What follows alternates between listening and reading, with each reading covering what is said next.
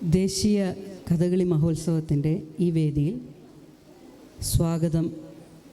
എല്ലാവരെയും സ്വാഗത ഭാഷണത്തിനു വേണ്ടി കലാമണ്ഡലം ഗോപാലകൃഷ്ണൻ അവർകളെ വേദിയിലേക്ക് ക്ഷണിക്കുന്നു.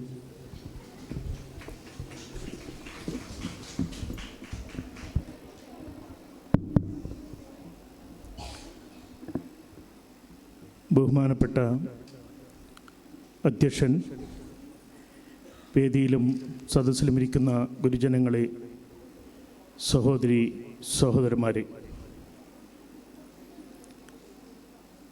കഥകളി സ്കൂളിൻ്റെ 15ാം വാർഷികവും കേന്ദ്ര സർക്കാരിൻ്റെ സഹായത്തോടുകൂടി കഴിഞ്ഞ 8 വർഷമായി നടത്തുന്ന ദേശീയ കഥകളി മഹോത്സവത്തിൻ്റെയും സമാപന ചടങ്ങിലെത്തിയ മുഴുവൻ സഹൃദയരെയും കഥകളി സ്കൂളിന് വേണ്ടി ആദ്യമായി സ്വാഗതം ചെയ്യുന്നു.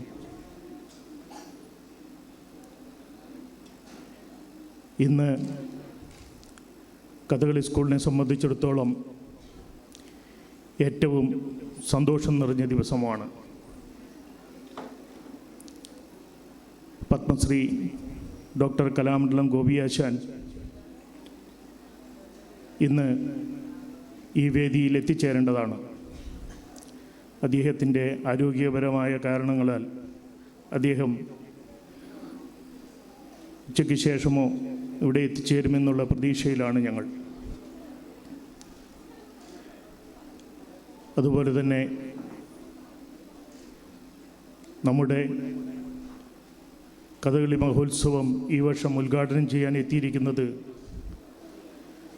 ഞങ്ങളെ ഏറെ കാലമായി കൈകോർത്ത് പിടിച്ച് സഹായിക്കുന്ന കേരളത്തിലെ പ്രശസ്ത സംവിധായകൻ ടി.കെ. രാജീവ് കുമാറിൻ്റെ സാന്നിധ്യമാണ്.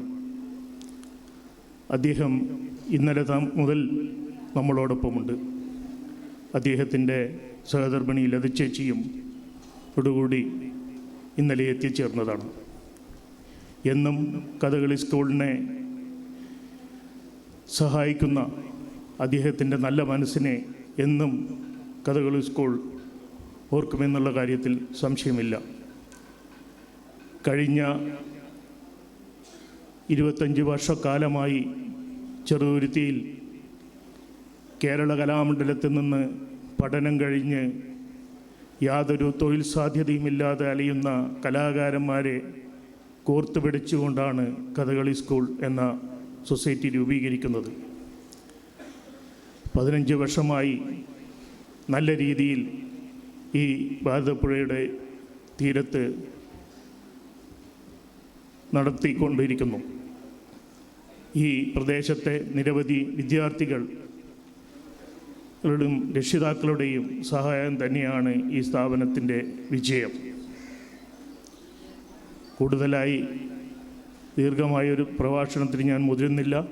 എൻ്റെ കർത്തവ്യം സ്വാഗത പ്രഭാഷണമാണ്. ഇന്ന് ഈ യോഗത്തിൽ അധ്യക്ഷത വഹിക്കുന്നത് ഞങ്ങളുടെ രക്ഷാധികാരി കൂടിയായ മുതിർന്ന മാധ്യമപ്രവർത്തകൻ പി. മുരളിയേട്ടനാണ്. മുരളിയേട്ടനെ സ്നേഹപൂർവ്വം കഥകളി സ്കൂളിന് വേണ്ടി സ്വാഗതം ചെയ്യുന്നു.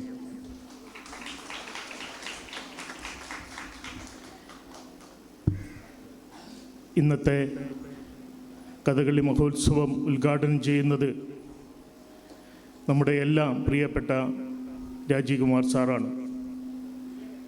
കഴിഞ്ഞ 25 വർഷക്കാലമായി നമ്മളോടൊപ്പമുള്ള അദ്ദേഹത്തെ എങ്ങനെ നമ്മുടെ ഒരു കുടുംബ അംഗം പോലെയാണ് അദ്ദേഹത്തെ കഥകളി സ്കൂളിന് വേണ്ടി ഹൃദ്യമായി സ്വാഗതം ചെയ്യുന്നു.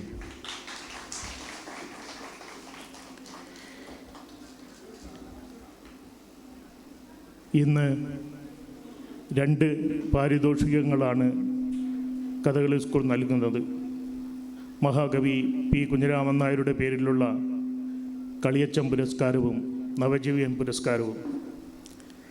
കളിയച്ചൻ പുരസ്കാരം ഈ വർഷം നൽകുന്നത് കഥകളിക്ക് സമഗ്ര സംഭാവന ചെയ്ത ഞങ്ങളെല്ലാം ഗുരുനാഥൻ ഡോക്ടർ കലാമണ്ഡലം ഗോപിയാശാനാണ്. അദ്ദേഹം ഇന്നിവിടെ എത്തിച്ചേരുമെന്ന് തന്നെയാണ് ഞങ്ങളുടെ വിശ്വാസം. ആരോഗ്യകരമായ കാരണങ്ങൾ കൊണ്ട് എത്തിച്ചേരുന്നില്ലെങ്കിലും അദ്ദേഹത്തിൻ്റെ മനസ്സ് നമ്മളോടൊപ്പമാണ്. അദ്ദേഹത്തെയും ഈ വേദിയിലേക്ക് സഹർഷം സ്വാഗതം ചെയ്യുന്നു. ഈ വർഷത്തെ നവജീവൻ പുരസ്കാരം നൽകുന്നത് കഴിഞ്ഞ കുറേ വർഷങ്ങളായി മാധ്യമങ്ങളിൽ, പ്രത്യേകിച്ച് മാതൃഭൂമി ആഴ്ചപ്പതിപ്പുകളിൽ കലാകാരന്മാരെക്കുറിച്ചുള്ള ലേഖനങ്ങൾ എഴുതിയ കെ ഗോപാലകൃഷ്ണൻ ഏട്ടനെയാണ്. അദ്ദേഹം നമ്മുടെ ഒരു കുടുംബ സുഹൃത്തു കൂടിയാണ്. കഴിഞ്ഞ കാലങ്ങളിലായി അദ്ദേഹം സൗത്ത് സോങ് കൾച്ചർ സെൻ്ററിൻ്റെ ഡയറക്ടർ സ്ഥാനത്ത് എത്തിച്ചേർന്നതിൽ ഞങ്ങൾക്ക് ഏറെ സന്തോഷമുണ്ട്. അദ്ദേഹത്തെ ഈ വേദിയിലേക്ക് സഹർഷം സ്വാഗതം ചെയ്യുന്നു.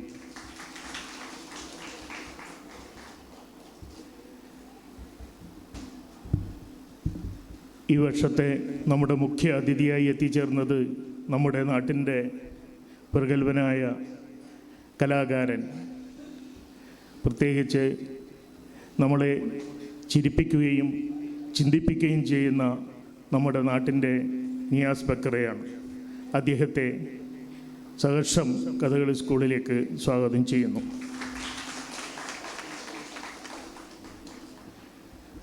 ആശംസകൾ നേർന്ന് സംസാരിക്കുന്നത്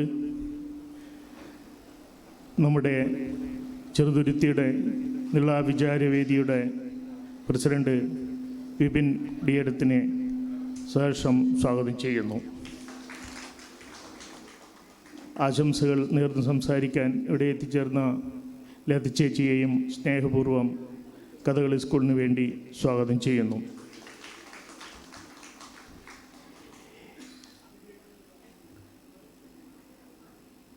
കലാകാരന്മാർ ഇന്ന് നമുക്ക് 2 അവാർഡുകളാണ് പ്രഖ്യാപിച്ചിരിക്കുന്നത് എന്നും അവരെക്കുറിച്ച് പരിചയപ്പെടുത്തുന്നത് കലാവിമർശകനായ നാരായണ മാഷാണ്.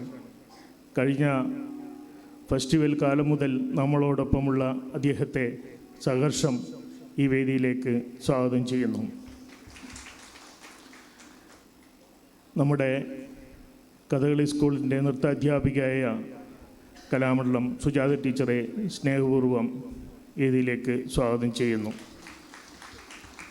ഈ യോഗത്തിന് നന്ദി പറയുന്നത് കഥകളി സ്കൂളിൻ്റെ മാനേജർ രവീന്ദ്രൻ മേനോൻ സാറാണ്. അദ്ദേഹത്തെയും ഈ വേദിയിലേക്ക് സഹർഷം സ്വാഗതം ചെയ്യുന്നു. ഈ യോഗത്തിൽ അധ്യക്ഷം വഹിക്കാൻ വേണ്ടി വി മുരളിയേട്ടനെ സ്നേഹപൂർവ്വം ക്ഷണിക്കുന്നു.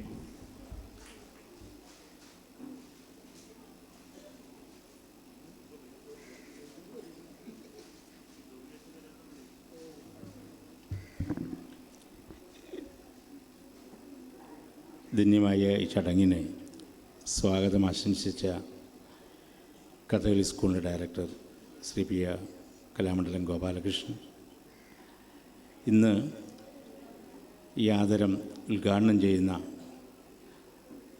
നമ്മുടെയൊക്കെ ആദരണീയനായ സിനിമാ സംവിധായകൻ ശ്രീ രാജീവ് കുമാർ, വേദിയിലുള്ള എൻ്റെ നാട്ടുകാരനും നിങ്ങളുടെയൊക്കെ പ്രിയങ്കരനുമായ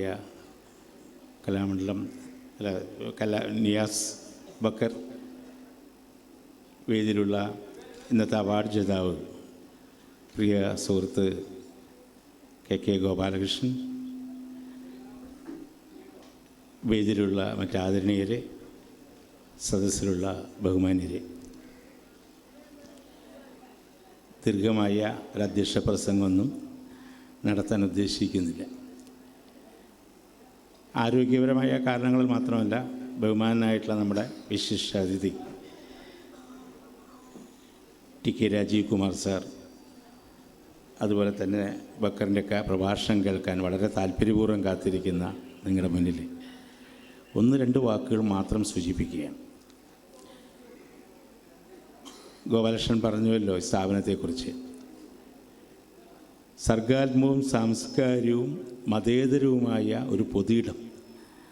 അതാണ് ചെറുതുരുത്തിയിലെ കഥകളി സ്കൂൾ. വളരെ പ്രതിബദ്ധതയോടുകൂടി ഞാനും പൊതുവാളൊക്കെ കലാമണ്ഡലത്തിൽ റിപ്പോർട്ട് ചെയ്യുന്ന സമയത്ത്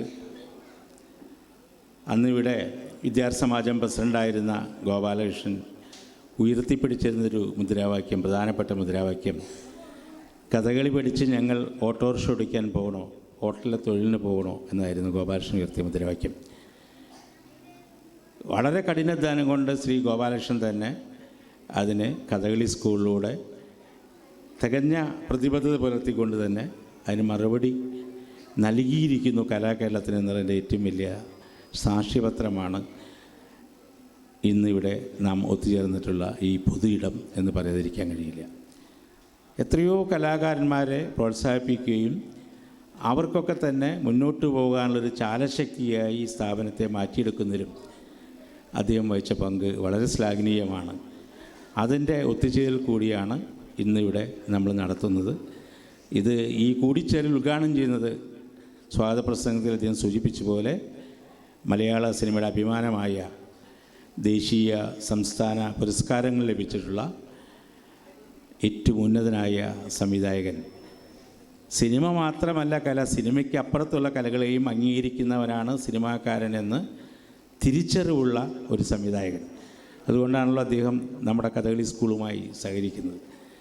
വളരെ നല്ല രീതിയിൽ ഇപ്പോൾ ഞാനും നിയാസൊക്കെ പറയുമ്പോൾ ഈ നാടിൻ്റെ അഭിമാനമായി നമ്മൾ ഉയർത്തി കാണിക്കുന്ന PN മേനനും ഭരതേട്ടനും ഒടുലുണ്ണികൃഷ്ണനും അബൂബക്കറൊക്കെ ജനിച്ച മണ്ണിൽ നിന്ന് വരുന്ന ആളുകളാണ് ഞങ്ങൾ. ആ മഹത്തായ പാരമ്പര്യത്തിൻ്റെ പിൻബലത്തിൽ അഭിമാനം കൊള്ളുന്ന ഞങ്ങളെ സംബന്ധിച്ചോളം കലകളെ സ്നേഹിക്കുന്ന ഒരാളെ തന്നെയാണ് ഇന്നതിന് ഉദ്ഘാടകനായി ലഭിച്ചിരിക്കുന്നതിൽ വളരെ സന്തോഷമുണ്ട്.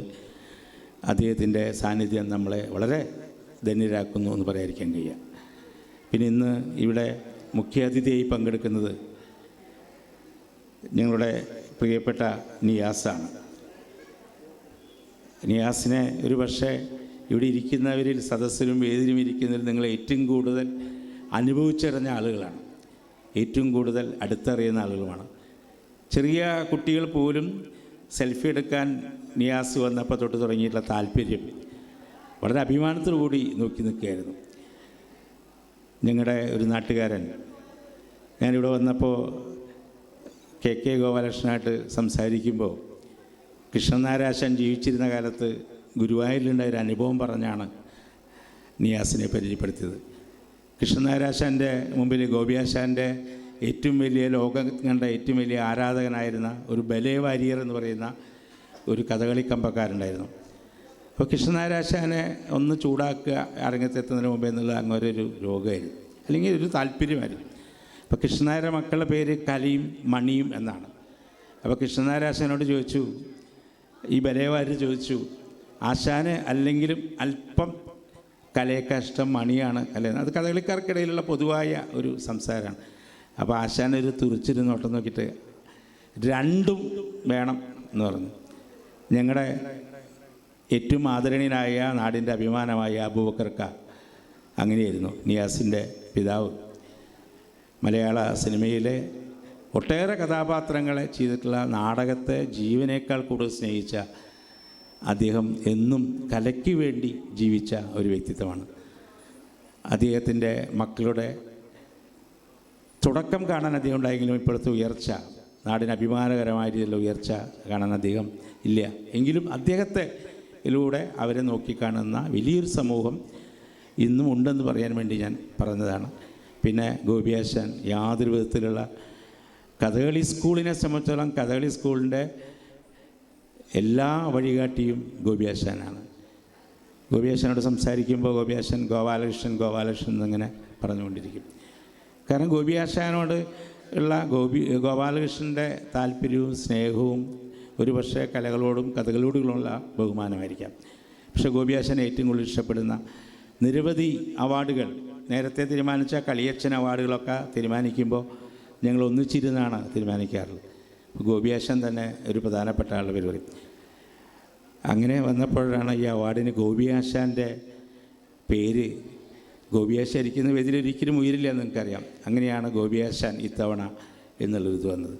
കഥകളുടെ നിറവസന്തമായ കലാമണ്ഡലം ഗോപിയാശാൻ, കലാകേരളത്തിൻ്റെ ഗോപി എന്ന് നമ്മൾ എന്നും വിശേഷിപ്പിച്ചിട്ടുള്ള അരങ്ങിലെ നല്ല പച്ച. അദ്ദേഹം ആരോഗ്യം അനുവദിച്ചാൽ താമസിയാതെ തന്നെ ഇവിടെ എത്തിച്ചേരും. അദ്ദേഹം പറഞ്ഞത് ദയാ ഹോസ്പിറ്റലിൽ ഉണ്ട്, ഡോക്ടറെ കണ്ട് പൊക്കോളാൻ പറഞ്ഞ ഉടനടി തന്നെ ആശുപത്രിയിൽ പോരുന്നതാണ്. അദ്ദേഹത്തിൻ്റെ വരവിനായി നമ്മൾ കാത്തിരിക്കുകയാണ്. കളിയച്ചൻ പുരസ്കാരം ഏറ്റവും അർഹതപ്പെട്ട കൈകളിൽ എത്തിയിരിക്കുന്നു എന്നുള്ളതാണ് നമ്മളെ സംബന്ധിച്ചിടത്തോളം ഏറ്റവും വലിയ അഭിമാനം. ശ്രീ ഗോപാലകൃഷ്ണൻ യാതൊരു മുഖവരിയും ആവശ്യമില്ലാത്ത ചെറുതുരുത്തിയുടെ, ഞാനൊക്കെ പറഞ്ഞ ഞങ്ങളുടെയൊക്കെ പത്രപ്രവർത്തനത്തിൻ്റെ ബാല്യകാലത്ത് ഞങ്ങളോടൊപ്പം ഒരു മാധ്യമപ്രവർത്തകനെ പോലെ അന്നത്തെ ഷൊർണൂർ ബാങ്കിലെ ഉദ്യോഗസ്ഥനായിരുന്ന ശ്രീ ഗോപാലകൃഷ്ണൻ കലാമണ്ഡലത്തിൽ എല്ലാ പരിപാടിക്കും എത്തും. എല്ലാ പരിപാടിയിലും ക്യാമറയുമായി ഗോപാലകൃഷ്ണ സാന്നിധ്യമുണ്ടാവും. ഗോപാലകൃഷ്ണൻ്റെ ജീവിത സഖാവും അവസാനം കലാമണ്ഡലത്തിൽ നിന്നായിരുന്നു. കലാമണ്ഡലത്തിൽ പഠിച്ചിരുന്ന നമ്മുടെയൊക്കെ പ്രിയപ്പെട്ട പല്ലവി ഗോപാലകൃഷ്ണൻ്റെ ഭാര്യയാണ്. ആ രീതിയിൽ കലകളെ സ്നേഹിച്ച് ഉദ്യോഗം പോലും രാജിവെച്ച് കലാരംഗത്ത് കൂടുതൽ താല്പര്യമെടുത്ത് കഥകളിയെക്കുറിച്ചും തെയ്യത്തെക്കുറിച്ചൊക്കെ ആധികാരികമായിട്ടുള്ള ഗ്രന്ഥങ്ങൾ തയ്യാറാക്കി നമുക്ക് സമ്മാനിച്ച, അല്ലെങ്കിൽ ഭാവി തലമുറയ്ക്ക് സമ്മാനിച്ച ശ്രീ ഗോപാലകൃഷ്ണന് ഇത്തവണ നവജീവൻ പുരസ്കാരം ലഭിക്കുന്നു എന്നുള്ളത് വളരെ സന്തോഷമുണ്ട്. ഗോപാലകൃഷ്ണൻ അർഹതപ്പെട്ട വ്യക്തി തന്നെയാണ്. നവജീവൻ പുരസ്കാരം കഴിഞ്ഞ വർഷം നമ്മൾ കലാധരനാണ് കൊടുത്തത്. ഈ വർഷം നമ്മൾ ഗോപാലകൃഷ്ണനെ തിരഞ്ഞെടുക്കുന്നു. ഞാൻ പറഞ്ഞു വന്നത്, വളരെ കൃത്യമായ കൈകളിലേക്ക് കഥകളി സ്കൂളിൻ്റെ പുരസ്കാരം എത്തുന്നു എന്നതിൽ അഭിമാനിക്കുന്ന ആളാണ്. ഇവിടെ ഇരിക്കുന്ന ഓരോരുത്തരും വിശദമായി സംസാരിക്കാനുള്ളവരാണ്.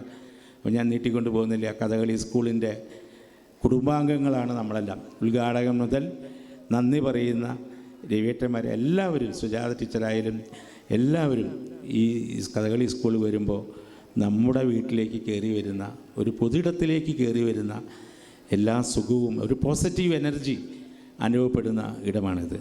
അവിടെ എത്തിയിട്ടുള്ള നമ്മളൊക്കെ കുടുംബാംഗങ്ങൾ എന്ന നിലയ്ക്ക് ഒരുമിച്ച് കൂടുമ്പോൾ ഈ സമ്മേളനം, ഈ ആദരം ഉദ്ഘാടനം ചെയ്യുന്നത് ഞാൻ ആമുഖത്തിൽ പറഞ്ഞ പോലെ മലയാള സിനിമയുടെ അഭിമാനമായ നമ്മുടെയൊക്കെ തന്നെ പ്രിയങ്കരനായ ശ്രീ രാജീവ് കുമാർ സാർ അവറുകളാണ്. നമ്മുടെ മറ്റൊരു കുടുംബാംഗം വിദേശത്തു നിന്നുള്ള നമ്മുടെ പ്രിയപ്പെട്ട ബാർബറ വിജയകുമാർ ഇവിടെ വന്നുകൊണ്ടിരിക്കുകയാണ്. കഥകളി സ്കൂളിന് ലണ്ടനിൽ പോലും ബന്ധുക്കളുണ്ട്. ഇവിടെ എത്തിയാൽ ഇവിടെ എത്തുന്ന ആ ബാർബറ വിജയകുമാർ വേദിയിലേക്ക് പതുക്കെ വന്നുകൊണ്ടിരിക്കുന്നു. തീർച്ചയായും അവരൊക്കെ സാന്നിധ്യം ഗോപാലകൃഷ്ണൻ്റെ കുടുംബാംഗങ്ങൾ എന്ന നിലയ്ക്ക് നമ്മൾ സന്തോഷത്തോടുകൂടി തിരിച്ചറിയുന്നു.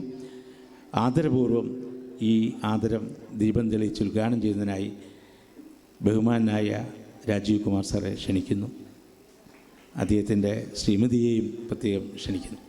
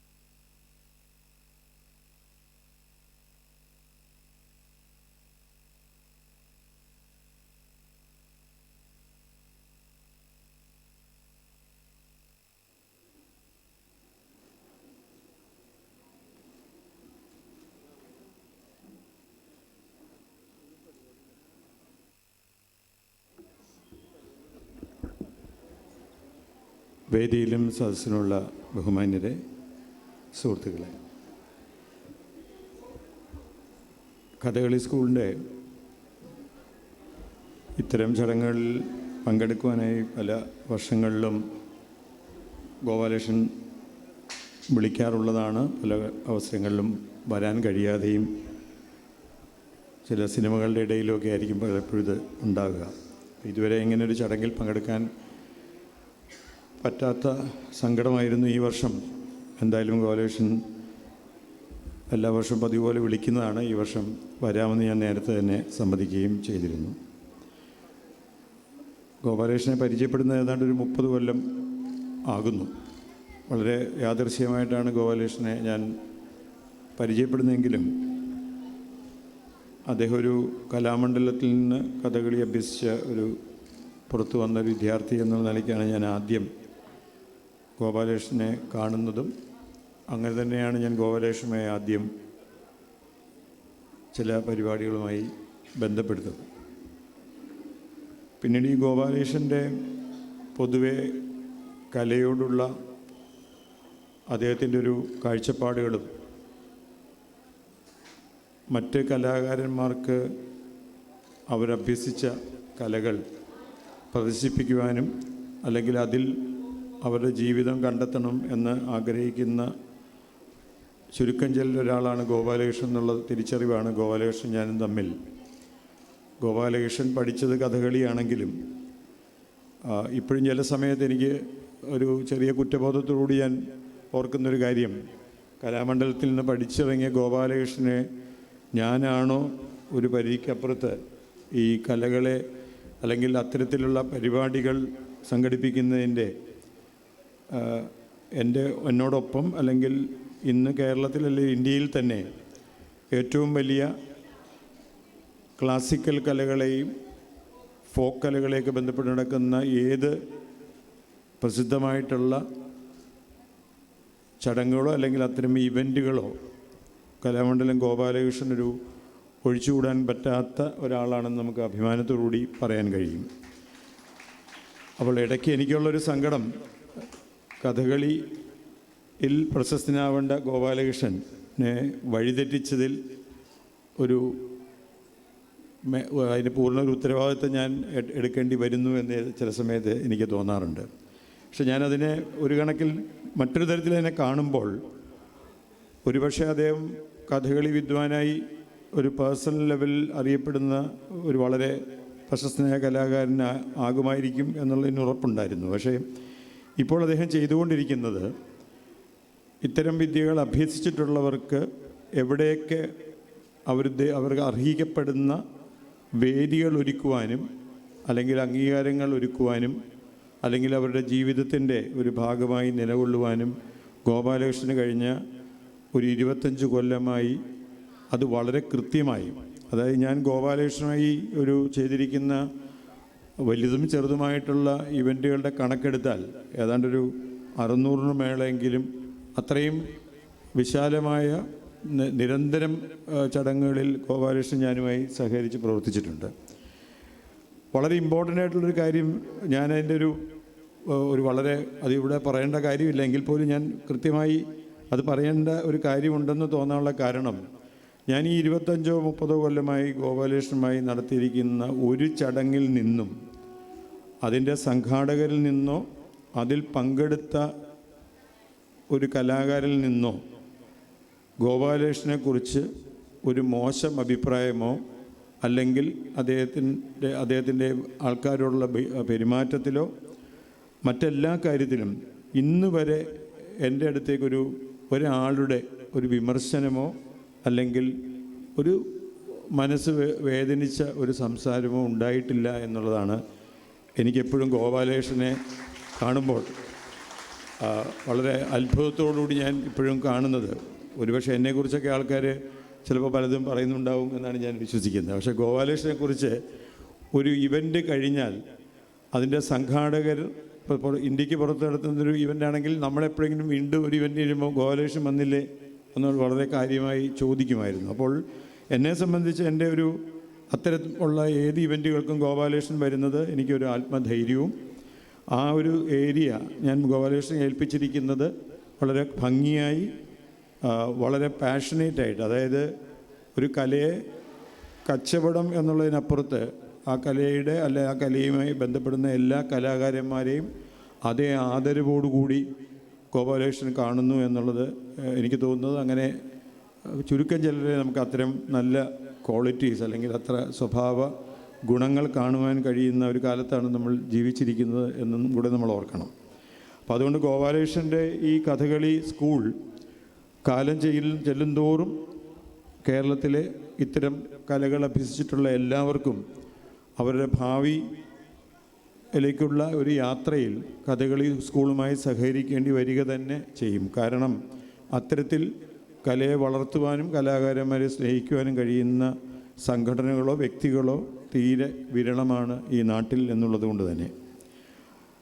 പിന്നീട് ഇതിൻ്റെ ഓരോ വളർച്ചയും അല്ലെങ്കിൽ ഗോപാലകൃഷ്ണൻ്റെ ഒരു വേറിട്ടൊരു ക്വാളിറ്റി, ഇപ്പം ഞാനൊക്കെ കാലാകാലങ്ങളിൽ ടെക്നോളജിയുടെ പുതിയ സങ്കേതങ്ങൾ തപ്പിൽ പോവുകയും അല്ലെങ്കിൽ ആധുനിക തരത്തിൽ പല സ്റ്റേജ് ഇവൻറ്റുകളും അവതരിപ്പിക്കാനൊക്കെ ശ്രമിക്കുന്ന ഒരാളെന്നുള്ള നിലയ്ക്ക് അത്തരം ടെക്നിക്കലായിട്ടുള്ള എല്ലാ നോളജും എന്നോടുകൂടി സഹകരിക്കുന്ന ഗോപാലകൃഷ്ണൻ കാലാകാലങ്ങളിൽ അദ്ദേഹം അപ്ഡേറ്റഡ് ആകുകയും ഈ കഥകളി പോലെയുള്ള എല്ലാ കലാരൂപങ്ങളുടെയും സത്ത നഷ്ടപ്പെടാതെ ഈ ടെക്നോളജിയുടെ ഒപ്പം സഞ്ചരിക്കുവാനായിട്ട് ആ കലാകാരന്മാരെ പാകപ്പെടുത്തുന്നതിൽ എനിക്ക് തോന്നുന്നു എന്നേക്കാൾ കൂടുതൽ വൈവിധ്യം കാണിക്കുന്നത് ഗോപാലകൃഷ്ണനാണെന്ന് എനിക്ക് പല ഘട്ടങ്ങളിലും തോന്നിയിട്ടുണ്ട്.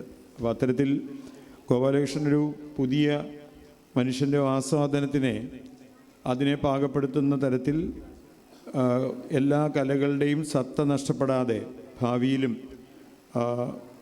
മനുഷ്യരിലേക്ക് എത്തിക്കാൻ കഴിയുന്ന ഒരു ഇടനിലക്കാരെന്ന് ഞാൻ പറയുമ്പോൾ അത് മോശപ്പെട്ട ഒരു അർത്ഥത്തിലല്ല. അത്തരം ഇടനിലക്കാർ ആവശ്യമുള്ള ഒരു കാലഘട്ടത്തിൽ ഒരു കലയെ അതിൻ്റെ യഥാർത്ഥ സ്വഭാവത്തിൽ അതിൻ്റെ യഥാർത്ഥ സത്ത നഷ്ടപ്പെടാതെ പരിചയപ്പെടുത്താൻ ഇന്നത്തെ കാലത്ത് ഇടനിലക്കാരൻ ആവശ്യമായിരിക്കുന്നു. കാര്യം ആസ്വാദകർക്ക് വളരെ പെട്ടെന്ന് കിട്ടുന്ന ആഹാരം പോലെ അല്ലെങ്കിൽ ഫാസ്റ്റ് ഫുഡ് പോലെ കലയും വളരെ പെട്ടെന്ന് കിട്ടാനും അത് ആസ്വദിക്കാനും ആഗ്രഹിക്കുന്ന ഒരു വലിയ സമൂഹത്തിൻ്റെ മുന്നിലേക്ക് ഇത്തരം കലകളുടെ അതിൻ്റെ എല്ലാ മനോഹാരിതയും നഷ്ടപ്പെടാതെ അവതരിപ്പിക്കുവാൻ ഒരുപക്ഷെ കലയെ അത്രമാത്രം സ്നേഹിക്കുന്ന ഇടനിലക്കാർ ആവശ്യമായ ഒരു കാലഘട്ടത്തിൽ ഗോപാലകൃഷ്ണൻ്റെ ഇനിയുള്ള മുന്നോട്ടുള്ള യാത്ര ഒരുപക്ഷെ ഇതുവരെ ഉണ്ടതിനേക്കാൾ കഠിനമായിരിക്കാം. പക്ഷേ ഗോപാലകൃഷ്ണൻ തളരില്ല എന്നുള്ള പൂർണ്ണ ബോധ്യം എനിക്കുണ്ട്. ഈ കഥകളി സ്കൂള് വളരുന്നതോടൊപ്പം തന്നെ അവിടുന്ന് പഠിച്ചിറങ്ങുന്നവരെയും കലാമണ്ഡലത്തിൽ നിന്ന് പഠിച്ചിറങ്ങുന്ന എല്ലാവർക്കും ലോകത്തെമ്പാടും കിട്ടുന്ന അവസരങ്ങൾ മനോഹരമായി ഗോപാലകൃഷ്ണൻ ഉപയോഗിക്കട്ടെ. അങ്ങനെ ഉപയോഗിക്കാൻ ആവട്ടെ എന്ന് ഞാൻ ഈ അവസരത്തിൽ പ്രാർത്ഥിക്കുന്നു. ഞാനൊരു ഗോപാലകൃഷ്ണൻ്റെ സുഹൃത്ത് എന്നുള്ള നിലയ്ക്കാണ് ഇവിടെ വരാൻ എപ്പോഴും ആഗ്രഹിക്കുന്നത്. അല്ലെങ്കിൽ ഗോപാലകൃഷ്ണനുമായി അങ്ങനെ സഹകരിക്കാനാണ് കൂടുതൽ സമയം ഞാൻ ചെലവഴിച്ചിട്ടുള്ളത്. പക്ഷേ ഇന്ന് ഇത്തരത്തിൽ ഒരു ഉദ്ഘാടനവും ഒപ്പം പുരസ്കാര ദാനം ചെയ്യണമെന്ന് പറഞ്ഞപ്പോൾ ഗോപിയാശാൻ അനുമായി എനിക്ക് വളരെ അടുത്ത ബന്ധമുള്ള ഒരാളാണ്. അത് പാരമ്പര്യമായി എൻ്റെ കുടുംബത്തിലുള്ള എൻ്റെ ഏറ്റവും അടുത്ത ബന്ധുക്കളായിട്ടുള്ള അമ്പലപ്പുഴ സഹോദരന്മാരെ ഞാൻ ഈ സമയത്ത് ഓർക്കേണ്ടി വരും.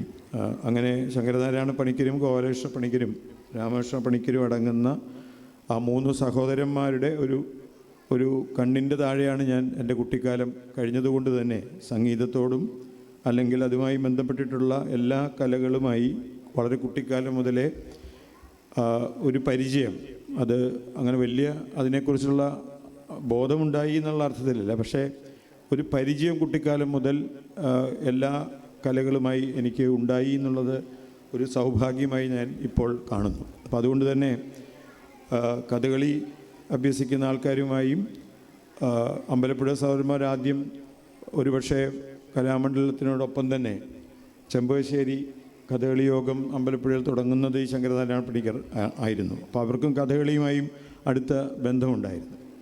അപ്പോൾ അത്തരത്തിൽ ഗോപിയാശാനെ ഞാൻ ഒരു സിനിമാ സംവിധായകൻ എന്നുള്ള എനിക്ക് 2 പ്രാവശ്യം ഷൂട്ട് ചെയ്യാനുള്ള ഭാഗ്യം എനിക്ക് ഉണ്ടായിട്ടുണ്ട്. ഒന്ന്, ഞങ്ങൾ എറണാകുളത്തുള്ളൊരു JT പാക്കിന് വേണ്ടി നളചരിതം പൂർണ്ണമായും ഷൂട്ട് ചെയ്യാനുള്ള ഒരു മഹാഭാഗ്യം ഉണ്ടായിട്ടുണ്ട്. അതും ഗോപാലകൃഷ്ണൻ ആണ് അതിൻ്റെ സംഘാടകനായിട്ട് നിന്നത്. ഗോപിയാശാൻ 3 ദിവസവും വേഷം കെട്ടിയെങ്കിലും 4-ാം ദിവസം ശാരീരിക പ്രശ്നം കൊണ്ട് 4-ാം ദിവസം അദ്ദേഹത്തിന് ആടാൻ കഴിഞ്ഞില്ല. പക്ഷേ 3 ദിവസം അദ്ദേഹം ഉണ്ടായിരുന്നു. അന്ന് ഗോപാലകൃഷ്ണൻ നമ്മളോടൊപ്പം അതിൻ്റെ ഒരു ഇൻ്റർപ്രിട്ടേഷനും ഒക്കെ കൊടുക്കാനായിട്ട് ഗോപാലകൃഷ്ണൻ അന്നുണ്ടായിരുന്ന കാര്യം ഞാൻ ഓർക്കുന്നു. അങ്ങനെ ഈ വളരെ എനിക്ക് തോന്നുന്നത് വളരെ ആർക്കൈവലായിട്ട് ഇന്നും ആ പ്രോപ്പർട്ടി JT പാക്കിലുണ്ട്. അത് ഞാൻ ഈ അടുത്ത കാലത്ത് അത് പബ്ലിക്കിന് വേണ്ടി റിലീസ് ചെയ്യണമെന്ന് ഞാൻ അവരോട് ആവശ്യപ്പെട്ടിട്ടുണ്ട്. അത് വളരെ മനോഹരമായി അന്ന് കളി നടക്കുകയും നല്ല മനോഹരമായി ഷൂട്ട് ചെയ്യുകയും ചെയ്തതാണ്. അതിൻ്റെ ഒരു എഡിറ്റഡ് ആയിട്ടുള്ള ഒരു 4 വോളിയം 4 ദിവസവും ആയിട്ട് അത് പബ്ലിഷ് ചെയ്യാനായിട്ട് അവർ തീരുമാനിച്ചിട്ടുണ്ട്. അത് എനിക്ക് തോന്നുന്നു വൈകാതെ തന്നെ അത് സാധാരണ ആൾക്കാരുടെ ഇടയിലേക്ക് വരാനുള്ള സാധ്യതയുണ്ട്. അപ്പോൾ അത് ഷൂട്ട് ചെയ്യാനുള്ളൊരു ഭാഗ്യം എനിക്ക് ഉണ്ടായിട്ടുണ്ട്. അതുകൂടാതെ ഗവൺമെൻറ്റിൻ്റെ ഒരു ഇൻ്റർനാഷണൽ ആയിട്ടുള്ളൊരു ഗ്ലോബൽ മീറ്റിന് വേണ്ടി ആശാൻ്റെ നവരസങ്ങൾ അതിൻ്റെ ഒരു തീമായി ഞങ്ങൾ തീരുമാനിക്കുകയും അത് എക്സ്പ്രഷൻ ഓഫ് ഇൻട്രസ്റ്റ് എന്നായിരുന്നു അതിൻ്റെ ആ ഇവൻറ്റിൻ്റെ ചടങ്ങിൻ്റെ ഒരു ബൈലൈൻ. അപ്പോൾ എക്സ്പ്രഷൻ ഓഫ് ഇൻട്രസ്റ്റ് എന്നുള്ളത് കൊണ്ട് ഗോപിയാശാൻ്റെ നവരസങ്ങളായിരുന്നു അതിൻ്റെ മോട്ടീവായിട്ട് ഞങ്ങൾ ഉപയോഗിച്ചിരുന്നത്. അപ്പോൾ അത് ഷൂട്ട് ചെയ്യാനുള്ള ഭാഗ്യവും അത് വളരെ രസകരമായ അനുഭവമാണ്. ഗോപിയാശാൻ ഉണ്ടായിരുന്നെങ്കിൽ മാത്രം അതെനിക്ക് ഷെയർ ചെയ്യണമെന്നുണ്ടായിരുന്നു. അദ്ദേഹത്തിൻ്റെ അസാന്നിധ്യത്തിൽ ഞാനത് ഷെയർ ചെയ്യുന്നത് ശരിയല്ല എന്നെനിക്ക് തോന്നുന്നു. കാര്യം ഞാനത് പറഞ്ഞിരുന്നെങ്കിൽ ഗോപിയാശാനിൽ നിന്നത് വളരെ രസകരമായി ആസ്വദിക്കാൻ സാധ്യതയുള്ള ഒരു മനോഹരമായ ഒരു ഷൂട്ടിംഗ് എക്സ്പീരിയൻസ് ആയിരുന്നു അത് മറ്റൊരവസരത്തിൽ സാറുമായി അത് പങ്കുവയ്ക്കുന്നതായിരിക്കും, ഗോപിയാശാനുമായി പങ്കുവയ്ക്കുന്നതാണ് അതിൻ്റെ ഭംഗി എന്നെനിക്ക് പലപ്പോഴും തോന്നിയിട്ടുമുണ്ട്. അപ്പോൾ ഗോപിയാശാന് ഒരു പുരസ്കാരം നൽകാനുള്ള ഒരു കഴിവോ അല്ലെങ്കിൽ അത് കൊടുക്കാൻ ഞാൻ അർഹനല്ല എന്ന പൂർണ്ണ ബോധ്യത്തിലാണ് ഞാനിത് ഇന്നിവിടെ വരുന്നത് എന്ന് ഞാൻ ഗോപാലകൃഷ്ണൻ്റെ അടുത്ത് പറഞ്ഞിരുന്നു. പിന്നെ ഗോപിയാശാൻ ഒരു ഗുരുസ്ഥാനി ആയതുകൊണ്ട് ഞാൻ അദ്ദേഹത്തിൻ്റെ ഒരു ശിഷ്യനോളം ഉള്ളൊരാൾ എന്നുള്ള മട്ടിൽ ഗോപിയാശാൻ സന്തോഷത്തോടെ അത് സ്വീകരിക്കും എന്നുള്ളതുകൊണ്ട് മാത്രമാണ് ഞാൻ അത് കുറച്ച് കടന്ന കൈയായി എനിക്ക് തോന്നിയിരുന്നു. അദ്ദേഹത്തിന് ഞാൻ പുരസ്കാരം കൊടുക്കുന്നത് ശരിയാണോ തെറ്റാണോ എന്ന് 100 പ്രാവശ്യം ആലോചിച്ചു എന്നാണ് പരമാർത്ഥം. പിന്നീട് ഇത്തരം ഇതുപോലത്തെയുള്ള ആക്ടിവിറ്റീസ്, അതായത് കഥകളി സ്കൂള് നിരന്തരമായി കൊടുക്കുന്ന ഇത്തരം അംഗീകാരങ്ങൾ വേറെ തരത്തിൽ ഗോപാലകൃഷ്ണൻ നിൽക്കുന്ന ഒരു സ്പേസിൽ നിന്നുകൊണ്ട് അത്തരത്തിലുള്ള കലാകാരന്മാരെ ആദരിക്കുന്നത് ഈ സ്കൂളിനും അല്ലെങ്കിൽ ഇതിൻ്റെ ഒരു ഗുരുത്വത്തിനും ഇതിൻ്റെ ഒരു ചൈതന്യത്തിനും മാറ്റുകൂട്ടും എന്നാണ് ഞാൻ വിശ്വസിക്കുന്നത്. അപ്പോൾ അതൊരു പൂർണ്ണമായും അങ്ങനെ ഗുരുക്കളെ അവരെ ആദരിക്കുന്നതും അവരെ ഓർക്കുന്നതും അതുപോലെ കൂടെ പ്രവർത്തിക്കുന്നവരെ വേണ്ട അംഗീകാരം യഥാസമയങ്ങളിൽ കൊടുക്കുക എന്നുള്ളതും അവർക്ക് കൊടുക്കുന്ന ആദരവിനോടൊപ്പം തന്നെ അവരുടെ മനസ്സ് ഈ സ്കൂളുമായി അടുത്ത് ചേരുകയും അവർ ഗുരുസ്ഥാനത്ത് നിന്നുകൊണ്ട് ഇവിടെ വിദ്യ അഭ്യസിക്കുന്ന കുട്ടികളെ അനുഗ്രഹിക്കുകയും ചെയ്യും എന്നുള്ള ഇതൊക്കെ നമ്മുടെ പഴയ നാടൻ സങ്കല്പങ്ങളാണെന്ന് നമുക്ക് തോന്നുമായിരിക്കാം. പക്ഷേ അത്തരം സങ്കല്പങ്ങൾ തന്നെയാണ് ഏത് കാലത്തും ഏത് മോഡേണിറ്റി അല്ലെങ്കിൽ അത്യാധുനിക യന്ത്രങ്ങളും അത്യാധുനിക ആർട്ടിഫിഷ്യൽ ഇൻ്റലിജൻസും ഒക്കെ വരുന്ന കാലത്തും മനുഷ്യൻ്റെ വികാരങ്ങൾ പ്രകടിപ്പിക്കുന്നതിന് ഒരു റീപ്ലേസ്മെൻറ്റ് ഉണ്ടാവും എന്ന് ഒരു ശാസ്ത്രവും ഇന്നുവരെ അത് ക്ലെയിം ചെയ്തിട്ടില്ല, അവകാശപ്പെടുന്നുമില്ല.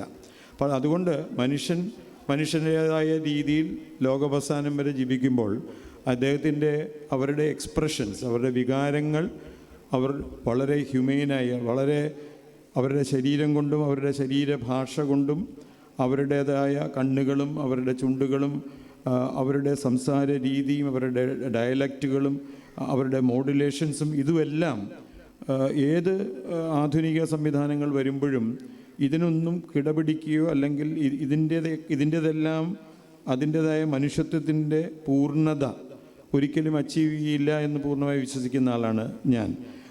ഒരുപക്ഷെ അതുവരെ അച്ചീവ് ചെയ്യാനുള്ള ഒരു മോഡേണിറ്റി ഈ ആർട്ടിഫിഷ്യൽ ഇൻ്റലിജൻസിലൂടെ ഒരാളുടെ മുഖം മാറ്റിവെക്കാം അല്ലെങ്കിൽ അയാളെ ചെറുപ്പമാക്കാം എന്നൊക്കെ ഇവർ പറയുമ്പോഴും അയാളെ ചെറുപ്പമാക്കുമ്പോൾ അയാൾ ചെറുപ്പമായിരിക്കുന്ന സമയത്ത് അയാളുടെ എക്സ്പ്രഷനിലേക്ക് ഒരു ഒരു ഒരു പുതിയ സങ്കേതത്തിന് ആ യാത്ര എന്തായാലും കഠിനമായിരിക്കും. ആ യാത്ര അങ്ങനെ അച്ചീവ് ചെയ്യാൻ പറ്റുന്ന ഒരു ശാസ്ത്ര സാങ്കേതിക വിദ്യയിൽ പെടുന്നതാണ് എന്ന് ഇതുവരെ അതുമായി ബന്ധപ്പെടുന്ന ഒരു ശാസ്ത്രജ്ഞനും ക്ലെയിം ചെയ്തിട്ടില്ല, അവകാശപ്പെടുന്നുമില്ല.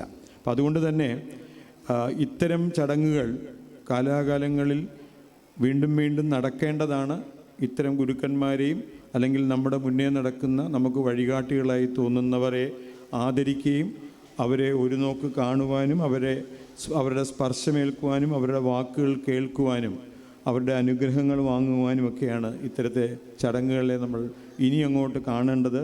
ഇതിൻ്റെ ഒരു ഔപചാരികമായിട്ടുള്ള അതിൻ്റെ സ്വഭാവത്തിൽ നിന്ന് മറിച്ച് ഇത് ഒരു മുന്നേ നടക്കുന്നവരിൽ നിന്നുള്ള അവരെ ആദരിക്കുന്നതോടൊപ്പം അതിൻ്റെ പിന്നാലെ നടക്കുവാനുള്ള ഒരു അനുവാദം ചോദിക്കൽ കൂടിയാണ് ഇത്തരം ചടങ്ങുകൾ എന്ന് നമ്മൾ മനസ്സിലാക്കേണ്ടിയിരിക്കുന്നു. അത്തരം അനുവാദങ്ങൾ വാങ്ങിയതിന് ശേഷമാണ് എന്നെപ്പോലുള്ള ഒരാൾ ഇന്ന് മലയാള സിനിമയിലൊരു സംവിധാനമായി എത്തപ്പെട്ടത്.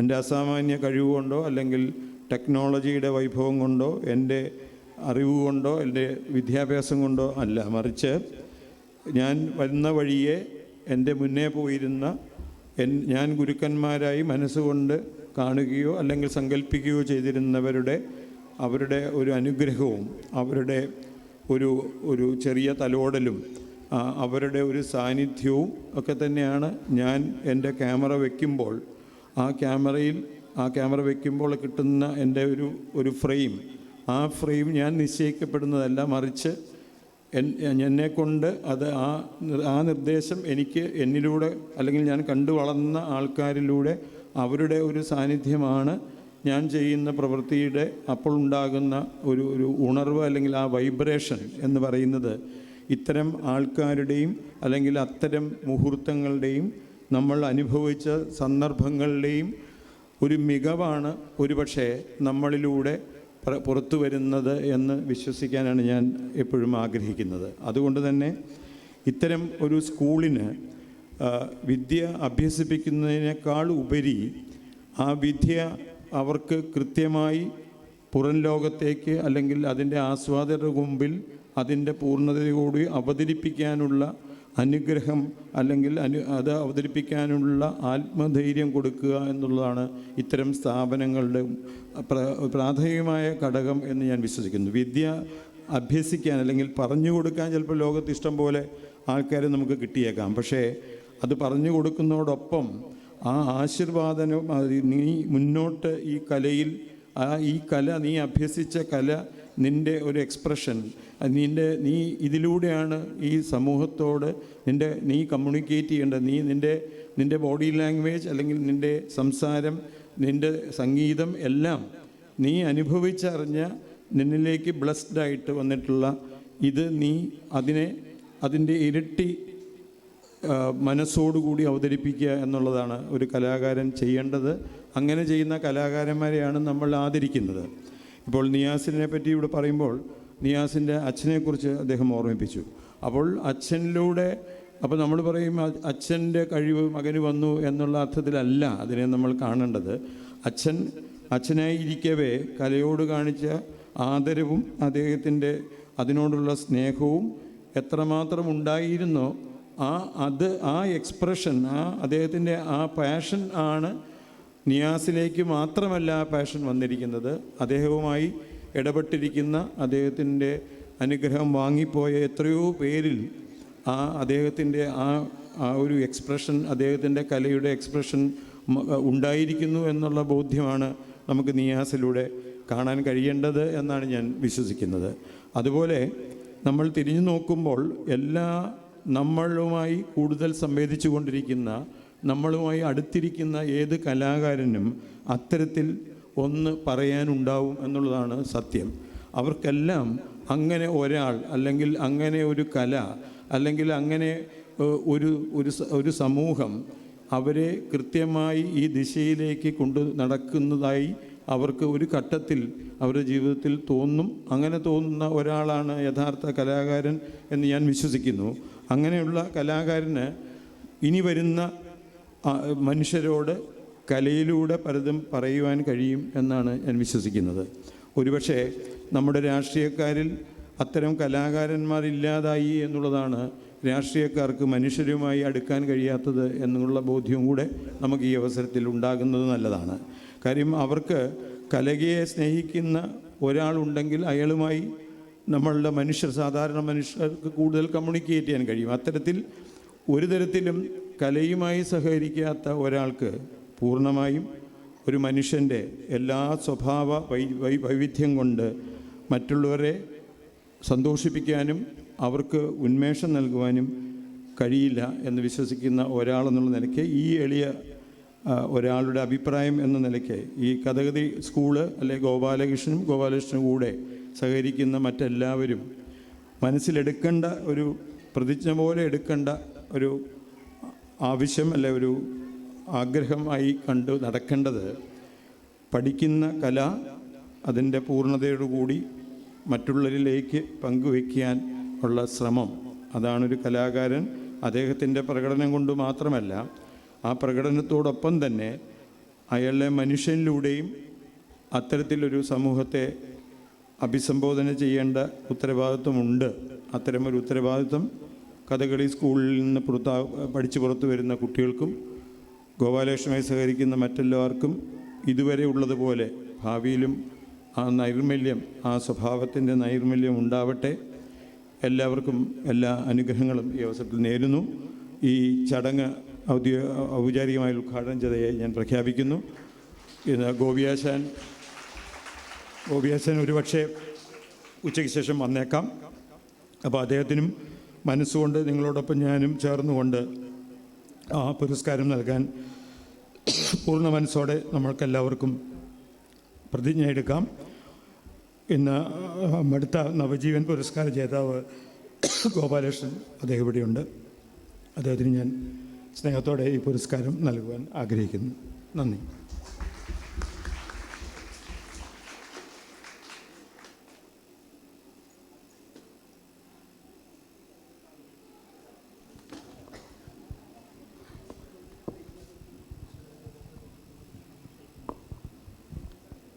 അടുത്തതായി പുരസ്കാര ജേതാക്കളെ പരിചയപ്പെടുത്തുന്നതിനായി PN നാരായണൻ അവർകളെ വേദിയിലേക്ക് ക്ഷണിക്കുന്നു.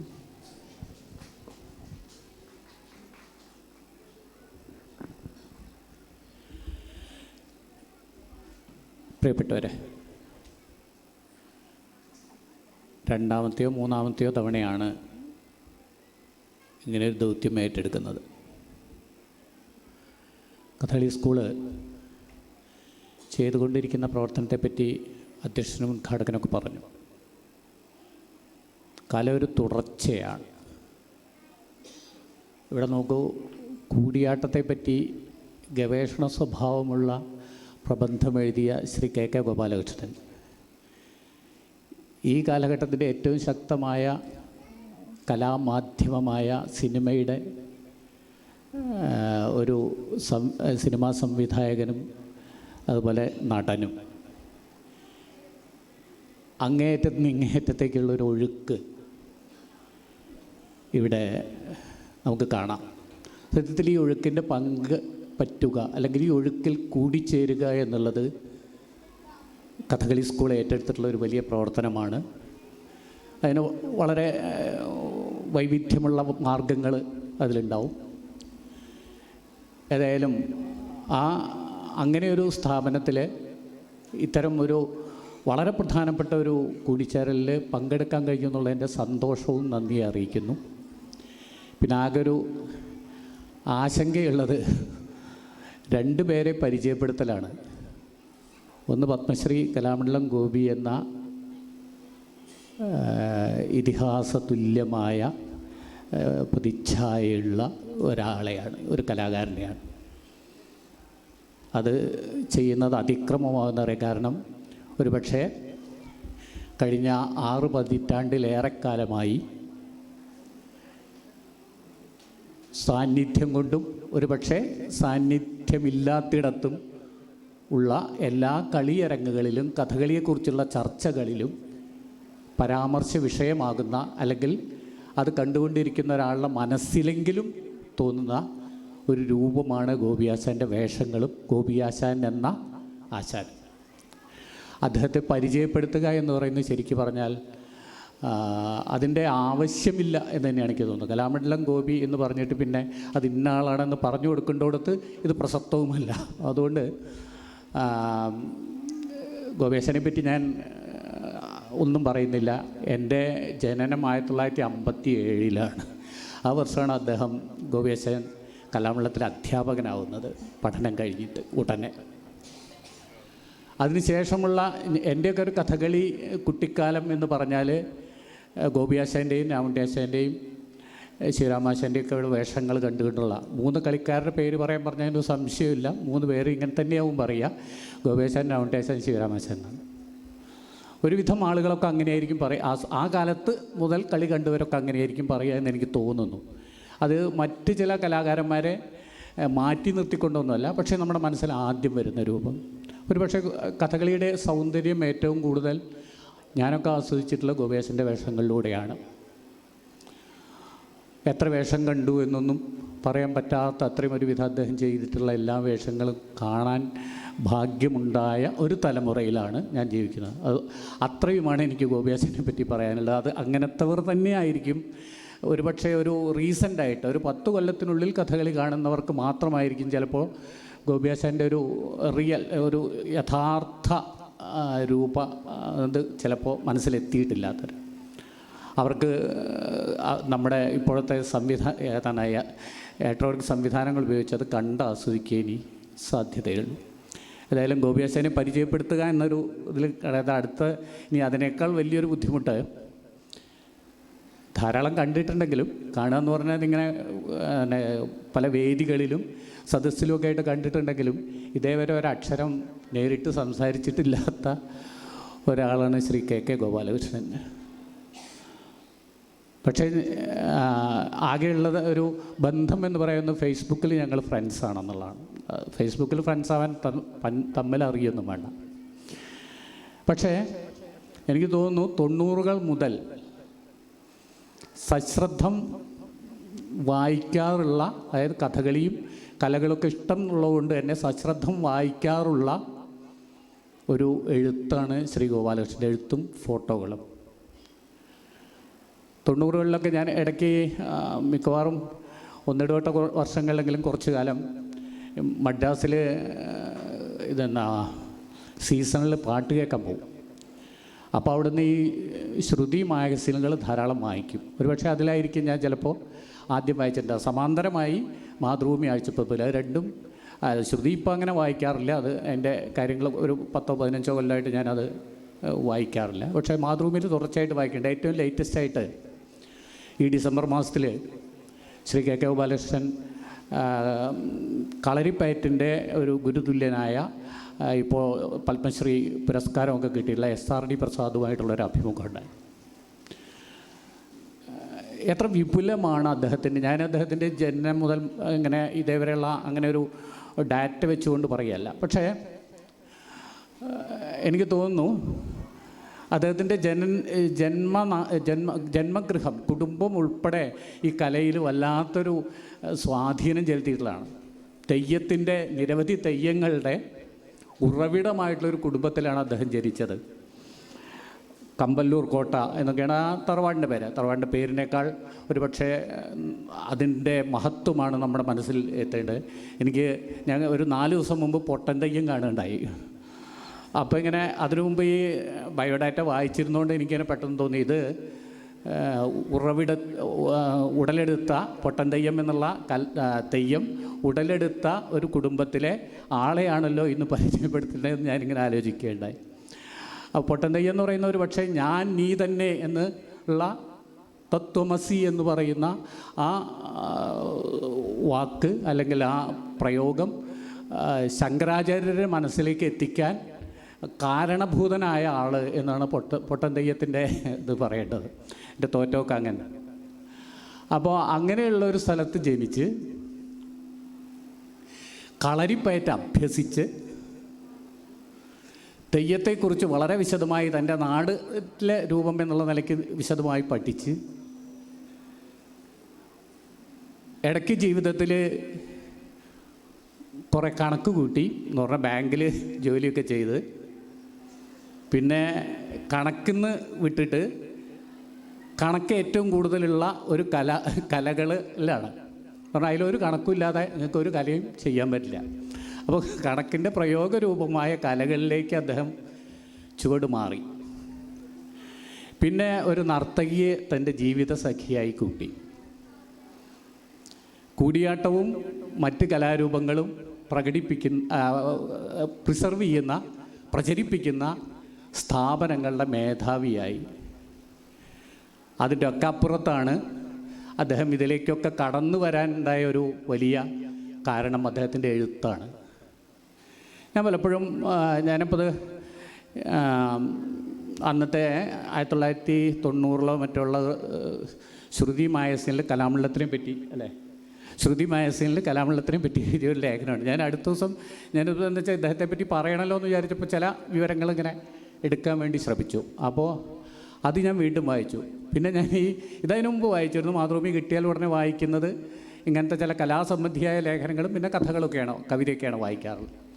അപ്പോൾ കലാസംബന്ധിയായ ലേഖനം എന്നുള്ള നിലയ്ക്ക് ഞാൻ മാത്രമല്ല SRD പ്രസാദുമായിട്ട് ഒരു വേദിയിൽ ഇരിക്കേണ്ടി അദ്ദേഹത്തിൻ്റെ കലാപ്രകടനങ്ങളെ പറ്റി എന്തോ ചിലത് സംസാരിക്കുകയൊക്കെ വേണ്ടി വന്നിട്ടും കൂടിയുണ്ട്. അതുകൊണ്ട് അത് വളരെ താല്പര്യത്തോടു കൂടി വായിച്ചു. അപ്പോൾ എത്ര വിശാലമാണ് അദ്ദേഹത്തിൻ്റെ കാഴ്ചപ്പാടുകൾ എന്നത്, എത്ര ആഴത്തിലുള്ളതാണ്. എങ്ങനെയാണ് ഒരു കലയെ നിങ്ങളുടെ മുന്നിലേക്ക് എത്തിക്കേണ്ടത്? കലാകാരന്മാർ ആദ്യം മുതലൊക്കെ ഉണ്ടാവും. പക്ഷേ ഈ കലാകാരന്മാർ സ്വയം അവരുടെ കലയിലൂടെയാണ് സംസാരിക്കുക. അതെല്ലാവർക്കും എല്ലാ സമയത്തും എത്തിപ്പെടാൻ പറ്റിക്കൊള്ളുന്നില്ല അതിലേക്ക് പല കാരണങ്ങൾ കൊണ്ട്. പക്ഷേ ഇങ്ങനെ എഴുതുന്ന ലേഖനങ്ങളും അങ്ങനെ എടുക്കുന്ന ചിത്രങ്ങളും ശ്രുതി മാഗസീനിൽ ഗോപിയാശാൻ തേക്കണേൻ്റെ ഒരു ഫോട്ടോ ഉണ്ട്.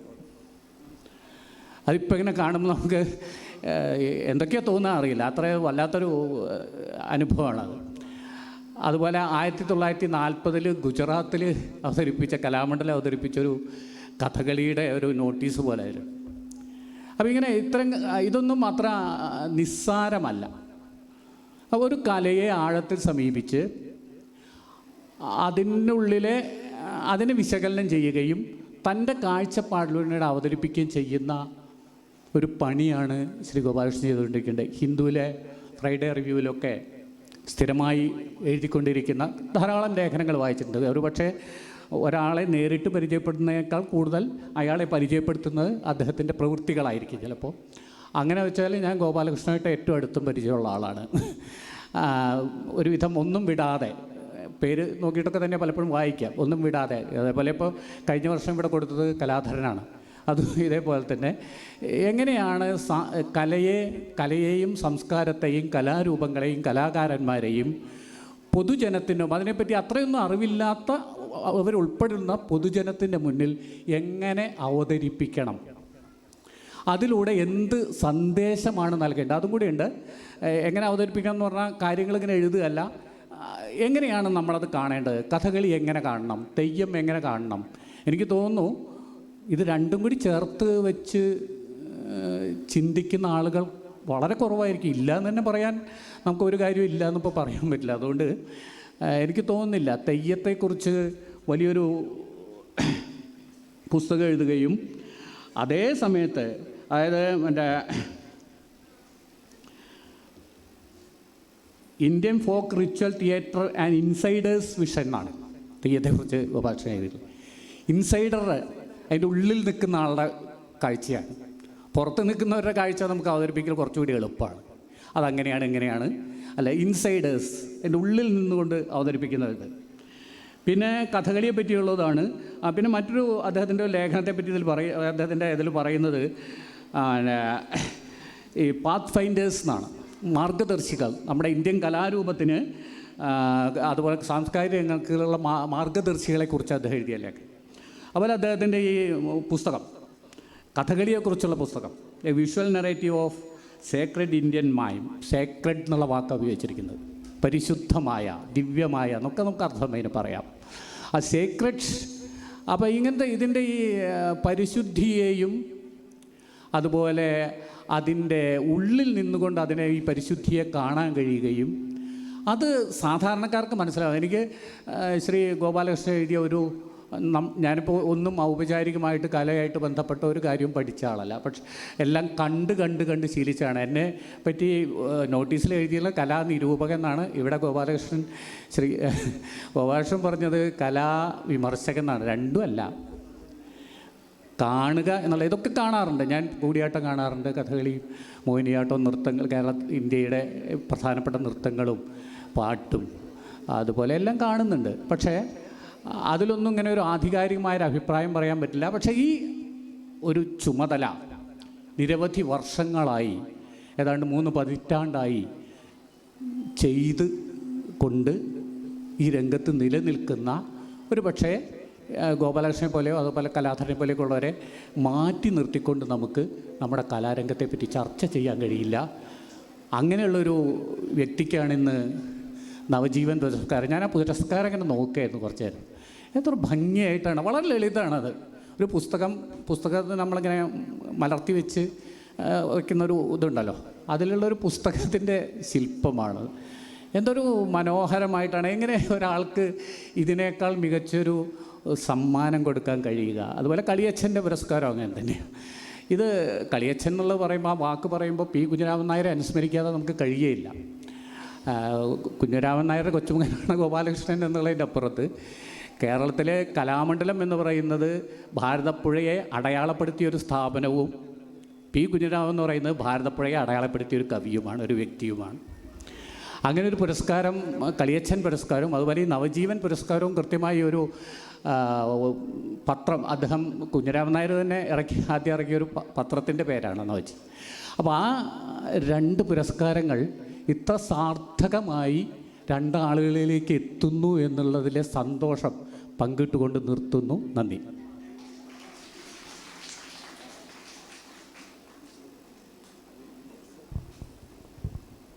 അടുത്തതായി പ്രധാന ചടങ്ങായ പുരസ്കാര സമർപ്പണമാണ്.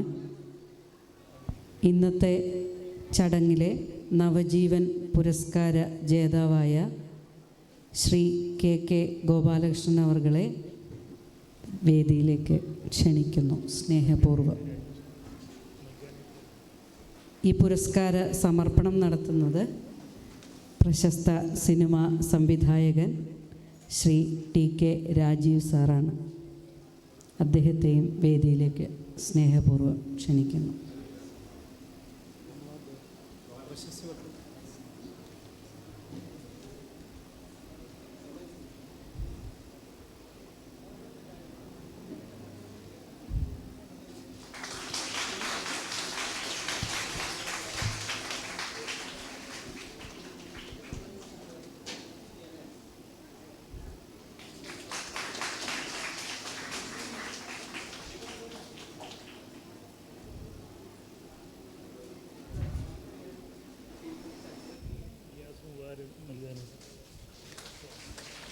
പ്രശസ്ത സിനിമാ നടനായ നിയാസ് ബക്കറിനെ അദ്ദേഹത്തെയും ഈ വേദിയിൽ ആദരിക്കുകയാണ്. ശ്രീ TK രാജീവ് കുമാർ അവർകൾ അദ്ദേഹത്തിന് ഒരു സ്ഥാപനത്തിൻ്റെ പുരസ്കാരം സമർപ്പിക്കുകയാണ്.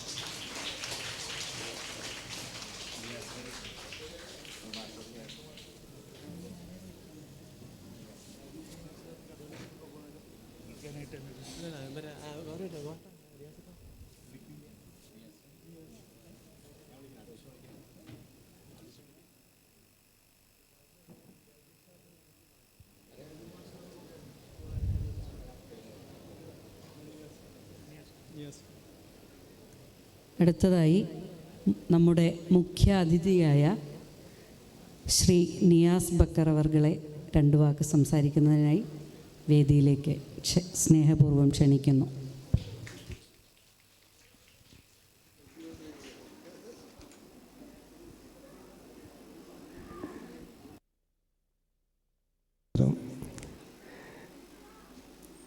ബഹുമാനപ്പെട്ട അധ്യക്ഷൻ, വേദിയിലെ ആദരണീയനായ ഏറ്റവും പ്രിയപ്പെട്ട നമ്മുടെ ഉദ്ഘാടകനായ ബഹുമാന്യ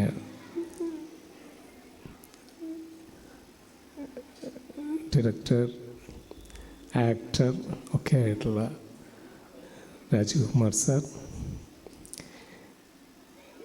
വേദിയിലെ മറ്റു വിശിഷ്ട വ്യക്തിത്വങ്ങൾ, നല്ലവരായ കലാകാരന്മാരെ, കലാകാരികളെ, സുഹൃത്തുക്കളെ, ഞാൻ വടക്കാഞ്ചേരിക്കാരൻ എന്നുള്ള നിലയിലാണ് ഇവിടെ ഇപ്പോൾ ഈ വേദിയിൽ നിൽക്കുന്നത്. ഇങ്ങനൊരു വേദിയിൽ സത്യത്തിൽ അല്ലെങ്കിൽ ഇത്രയും പ്രഗത്ഭരായിട്ടുള്ള ആളുകൾക്കൊപ്പം ഇരിക്കാൻ അർഹനാണോ ഞാൻ എന്ന് ഈ അവസരത്തിൽ ഞാൻ ആലോചിക്കുകയാണ്. കാരണം ശാസ്ത്രീയമായിട്ട് കല അഭ്യസിക്കുന്ന അല്ലെങ്കിൽ പഠിപ്പിക്കുന്ന ഒരു സ്ഥാപനത്തിലാണ് ഞാൻ നിൽക്കുന്നത്. ഞാൻ ചെയ്തുകൊണ്ടിരിക്കുന്ന അഭിനയ കല ഞാൻ ശാസ്ത്രീയമായിട്ട് പഠിച്ചിട്ടുള്ള ഒരാളല്ല. അതിന് ഒരു ഭാഗ്യം എനിക്കുണ്ടായില്ല. ചെറുപ്പസമയത്തൊക്കെ ഞാൻ അത്യാവശ്യമൊക്കെ വരയ്ക്കുകയും ഈ പറഞ്ഞ പോലെ മോണാക്ട് പരിപാടികളൊക്കെ ചെയ്യുകയും ഒക്കെ ചെയ്തിരുന്നൊരു സമയത്ത് പോലും ആഗ്രഹം ഉണ്ടായിരുന്നു. പക്ഷെ അന്നത്തെ സാഹചര്യങ്ങളിൽ പ്രയാസം തന്നെയായിരുന്നു. വീട്ടിലൊക്കെ വലിയ ബുദ്ധിമുട്ടായിരുന്നു. പഠിപ്പിക്കാനൊന്നും അങ്ങനെ ഒരു ഫീസ് കൊടുത്ത് പഠിക്കാനുള്ള ഒരു സാഹചര്യമൊന്നുമില്ലായിരുന്നു. ആഗ്രഹം ഉണ്ടായിരുന്നു കേട്ടോ. പക്ഷേ പിന്നീട് എങ്ങനെയൊക്കെയോ ഇങ്ങനെ കുറേ വേദികളൊക്കെ ഇങ്ങനെ സ്വയം പ്രോഗ്രാംസുകളൊക്കെ ഉണ്ടാക്കി, നാട്ടിലെ കുറേ വേദികളൊക്കെ ഇങ്ങനെ ചെന്ന് എക്സ്പീരിയൻസ് ഉണ്ടാക്കി അങ്ങനെ മാളരവിന്ദൻ ചേട്ടൻ ഒരു ട്രൂപ്പ്, വള്ളുവനാടൻ തിയേറ്റേഴ്സ് എന്ന് പറഞ്ഞിട്ടുള്ളൊരു സമിതി ആരംഭിച്ചപ്പോൾ അതിലൊരു നടനാവാനുള്ള ഒരു ഭാഗ്യമുണ്ടായി. നാടകമാണ് ആദ്യമായിട്ട് പ്രൊഫഷണലായിട്ട് ചെയ്തിട്ടുള്ള കല. അങ്ങനെ ആ നാടകത്തിലൊരു 2-3 വർഷക്കാലം അങ്ങനെ കുറച്ചൊക്കെ പഠിക്കാൻ അവിടെ നിന്ന് പറ്റി. പിന്നീട് സിനിമകളിലൊക്കെ കൊച്ചു കൊച്ചു വേഷങ്ങളൊക്കെ കിട്ടി. അങ്ങനെ മറിമായം എന്ന ഒരു പ്രോഗ്രാമിലേക്ക് എത്തിപ്പെട്ടു. എന്നെ സംബന്ധിച്ചിടത്തോളം എൻ്റെ ഏറ്റവും വലിയ സ്കൂൾ എന്ന് പറയുന്നത് മറിമായമാണ്. അതിന് മനോരമ പോലെയുള്ള സ്ഥാപനത്തോടും എൻ്റെ മറിമായത്തിലെ സഹപ്രവർത്തകരോടൊക്കെ ഞാൻ കടപ്പെട്ടിരിക്കുന്നു. അവിടെ ഈ പറഞ്ഞ പോലെ സ്പോണ്ടേനിയസായിട്ട് പറയേണ്ട ഒരു രീതിയാണ് അവിടുത്തെ അഭിനയിക്കുന്ന രീതി. നമുക്ക് ഡബ്ബിംഗ് ഇല്ല, സ്പോട്ട് ഡബ്ബിംഗാണ്. അപ്പോൾ ഒരാശയം പറഞ്ഞു തന്നിട്ട് അതിൻ്റെ ഒരു 1 ലൈൻ സ്ക്രിപ്റ്റ് ഉണ്ടാവും. അത് 1-2 തവണ പറഞ്ഞു നോക്കിയാൽ പിന്നെ നമ്മൾ ആ ക്യാരക്ടറായിട്ട് നിന്ന് പറഞ്ഞോളണം. വാക്കുകൾ കിട്ടാതെ നിൽക്കാനുള്ള ചാൻസൊന്നും അവിടെ ഇല്ല. ആരും പറഞ്ഞു തരാനുമില്ല. അത്തരത്തിലുള്ള ഒരു പ്ലാറ്റ്ഫോമിലേക്ക് നമ്മൾ വന്ന് വീണ് അറിയാതെ നിങ്ങളൊക്കെ ഇഷ്ടപ്പെടുന്ന രീതിയിലുള്ള ഒരു നടനായി തീർന്ന ഒരാളാണ് ഞാൻ. എന്തായാലും സാറ് സൂചിപ്പിച്ചതുപോലെ ചെറുപ്പത്തിലുള്ള എൻ്റെ അങ്ങേയറ്റത്തെ ആഗ്രഹവും ഈ പറഞ്ഞ പോലെ ഗോപിയാശാനെ നമ്മൾ ആദരിക്കുന്നതിനെ ബന്ധപ്പെട്ട് രാജീവ് സാറ് സംസാരിച്ചല്ലോ. ഏത് ടെക്നോളജി വന്നാലും മനുഷ്യൻ്റെ ഇത്തരത്തിലുള്ള ചില അറിവുകൾ, ആദരവും ബഹുമാനവും അതൊക്കെ ഉണ്ടാക്കിയെടുക്കാൻ നമുക്കൊരു നല്ല ചുറ്റുപാട് വീട്ടിലും സമൂഹത്തിലൊക്കെ ഉണ്ടാവുക തന്നെ വേണം. അതിൽ നിന്നാണ് നമ്മളതൊക്കെ ഉണ്ടാക്കിയെടുക്കുന്നത്. അതിനൊരു ടെക്നോളജി ഇല്ല. അപ്പോൾ അന്നത്തെ കാലത്ത് നമ്മൾ കലയോട് കാണിച്ചിട്ടുള്ള സ്നേഹവും ആദരവും, കലാകാരന്മാരോട് കാണിച്ചിട്ടുള്ള, ഗുരുക്കന്മാരോട് കാണിച്ചിട്ടുള്ള ആദരവ്, പ്ലസ് എൻ്റെ ഫാദറിൻ്റെ ജീൻ എല്ലാം കൂടി ചേർന്ന് ഞാൻ അങ്ങനെ ഒരു നടനായതാണ്. ഇന്ന് ഈ വേദിയിൽ കല അഭ്യസിക്കുന്ന കലാകാരന്മാർക്ക് മുൻപിൽ നിന്ന് 2 വാക്ക് സംസാരിക്കാനുള്ള അവസരമുണ്ടാക്കി തന്ന ഈ സർവ്വ വഴികൾക്കും ഞാൻ എൻ്റെ ഹൃദയത്തോട് ചേർത്ത് നന്ദി പറയുന്നു. എന്തായാലും ഇവിടെ എനിക്ക് പ്രസംഗിക്കാനറിയില്ല എന്നുള്ള കാര്യം ഏകദേശം നിങ്ങൾക്ക് ബോധ്യമുണ്ടാവും. സുമേഷ് പറഞ്ഞു ഇവിടെ വരുമ്പോൾ, സുമേഷാണ് എന്നെ ഇങ്ങോട്ട് ഈ കാര്യം പറഞ്ഞ് അറിയിച്ച് വിളിച്ചത് കേട്ടോ. ഞാൻ അപ്പം മുതൽ എൻ്റെ ഉള്ളിൽ വിറച്ചുകൊണ്ടിരിക്കുക. കാരണം എന്താ ഞാൻ ഇവിടെ വന്നിട്ട് പറയുക ചെയ്യുക. കലാകാരുടെ മുമ്പിൽ, കലാകാരന്മാർക്ക് മുൻപിൽ പെർഫോം ചെയ്യാൻ ഏത് കലാകാരനും ചെറിയൊരു ഭയവും വിഷമമൊക്കെ ഉണ്ടാവും, സ്വാഭാവികമാണ്. കുറച്ചൊക്കെ അത് ഉണ്ടാവണം നല്ലതാണ് എന്ന് വിശ്വസിക്കുന്ന ആളാണ് ഞാൻ. അപ്പോൾ സുമേഷ് പറഞ്ഞു ഇവിടെ വന്നിട്ട് നിയാസ്ക, ഞാൻ പറഞ്ഞു എനിക്കൊന്നും പറയാനറിയില്ല സുമേഷ്, ഞാൻ എന്താ അവിടെ വന്നിട്ട് പറയും. അതൊന്നും കുഴപ്പമില്ല, എന്തെങ്കിലും നിയാസ്കക്ക് പരിചയമുള്ള എന്തെങ്കിലും കാര്യങ്ങളൊക്കെ പറഞ്ഞാൽ മതി, അല്ലെങ്കിൽ എന്തെങ്കിലും കുട്ടികൾക്കൊക്കെ വേണ്ടിയിട്ട് എന്തെങ്കിലും ഒന്ന് പെർഫോം ചെയ്യാൻ പറ്റിയാൽ നന്നായി എന്നൊക്കെ പറഞ്ഞു. അപ്പം ഈ ഒരു വേദി അലങ്കോലപ്പെടുത്താൻ ഞാൻ ആഗ്രഹിക്കുന്നില്ല. അപ്പോൾ ഒരു കുഞ്ഞ് സംഭവം, എന്തായാലും കഥകളി സ്കൂളായതുകൊണ്ട് നവരസങ്ങളൊക്കെ പഠിച്ച് മനസ്സിലാക്കിയിട്ടുള്ള ആളുകളാണല്ലോ ഇതിൽ ഭൂരിഭാഗം ആളുകൾ. അപ്പം ഞാനൊരു 3 രസങ്ങൾ നിങ്ങൾക്ക് മുന്നിൽ അവതരിപ്പിക്കാം. അത് നവരസങ്ങളിൽ പെട്ടതല്ല കേട്ടോ. എൻ്റെ വാപ്പാടെ ഒരു അനുഭവമുണ്ട്.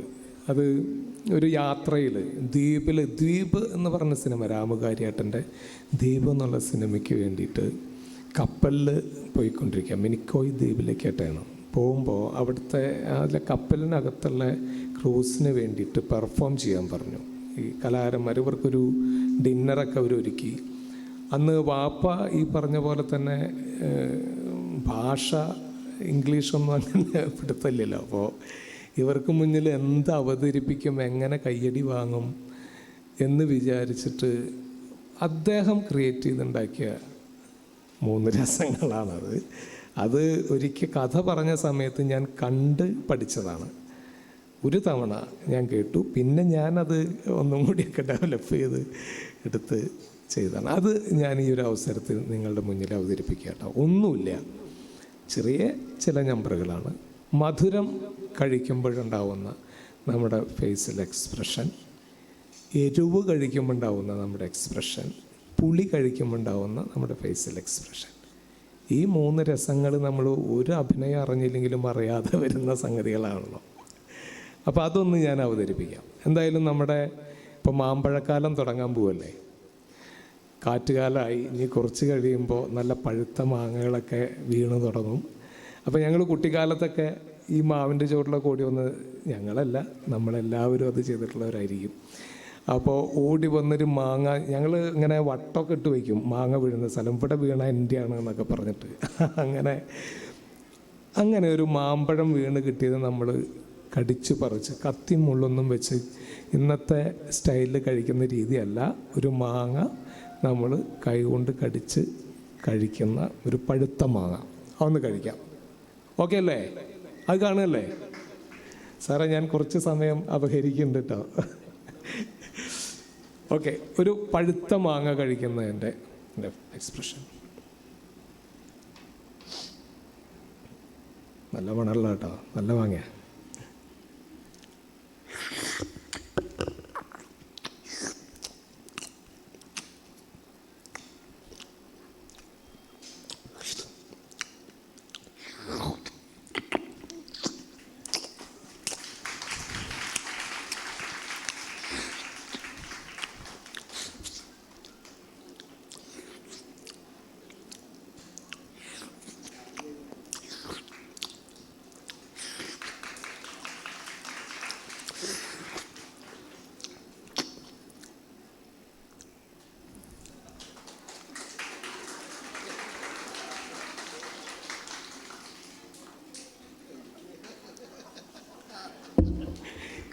ഇനി ഒരു കാന്താരി മുളക് വളരെ ചെറുതാണ്, മതിയല്ലോ, ഇത്തിരി മതിയല്ലോ. ആ കാന്താരി മുളക് കടിക്കുമ്പോഴുണ്ടാവുന്ന എക്സ്പ്രഷൻ വളരെ മൈന്യൂട്ടായിട്ടുള്ളൊരു ശബ്ദമാണ് കേട്ടോ, അപ്പോൾ ശ്രദ്ധിച്ചിരിക്കണം.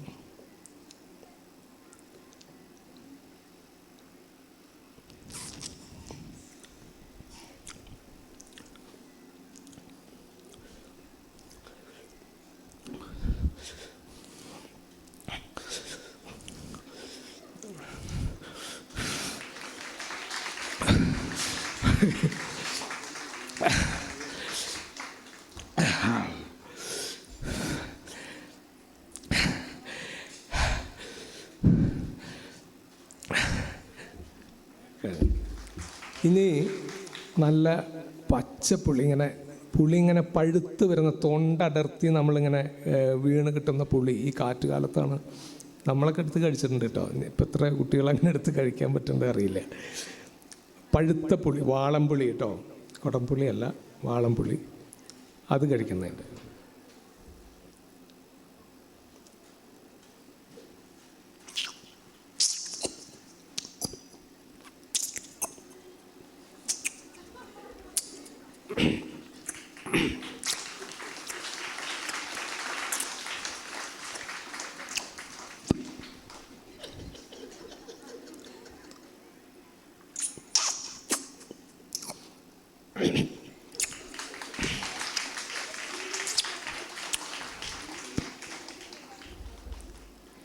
ഇനി ആപ്പിള് കടിക്കുമ്പോൾ, അതിൻ്റെയൊക്കെ ഏകദേശം ഒരു സെയിം ഇത് തന്നെ ആയിരിക്കും. ആപ്പിള് കടിക്കുമ്പോഴുള്ളൊരു വോയിസ് കേട്ടോ.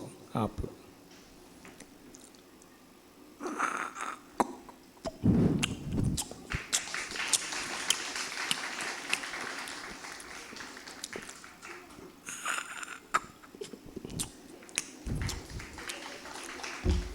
പച്ചപ്പേരക്കയില്ലേ, പച്ചപ്പേരക്ക കടിക്കുന്നത്.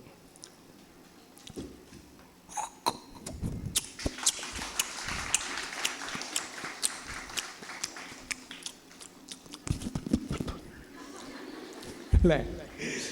ഈ പഴച്ചക്കയല്ലേ, കൂനച്ചക്ക എന്നൊക്കെ പറയുന്നത്, വരിക്കച്ചക്ക അല്ല കേട്ടോ, കൂനച്ചക്ക, ഇങ്ങനെ നൂല് പോലെ വരുന്നില്ലേ, ആ ചക്ക കഴിക്കാം.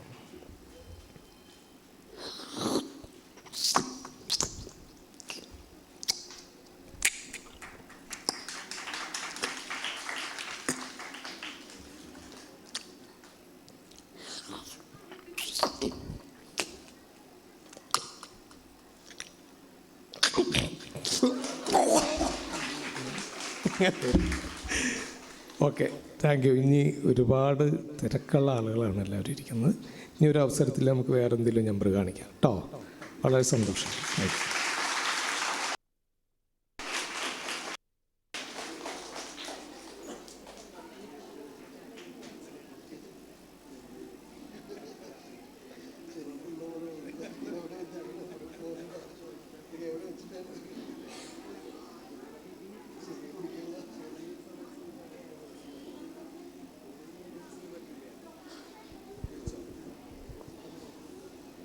ഈ പരിപാടിക്ക് ആശംസകൾ അർപ്പിക്കുന്നതിന് വേണ്ടി വിപിൻ കൂടിയേടത്തിനെ വേദിയിലേക്ക് ക്ഷണിക്കുന്നു.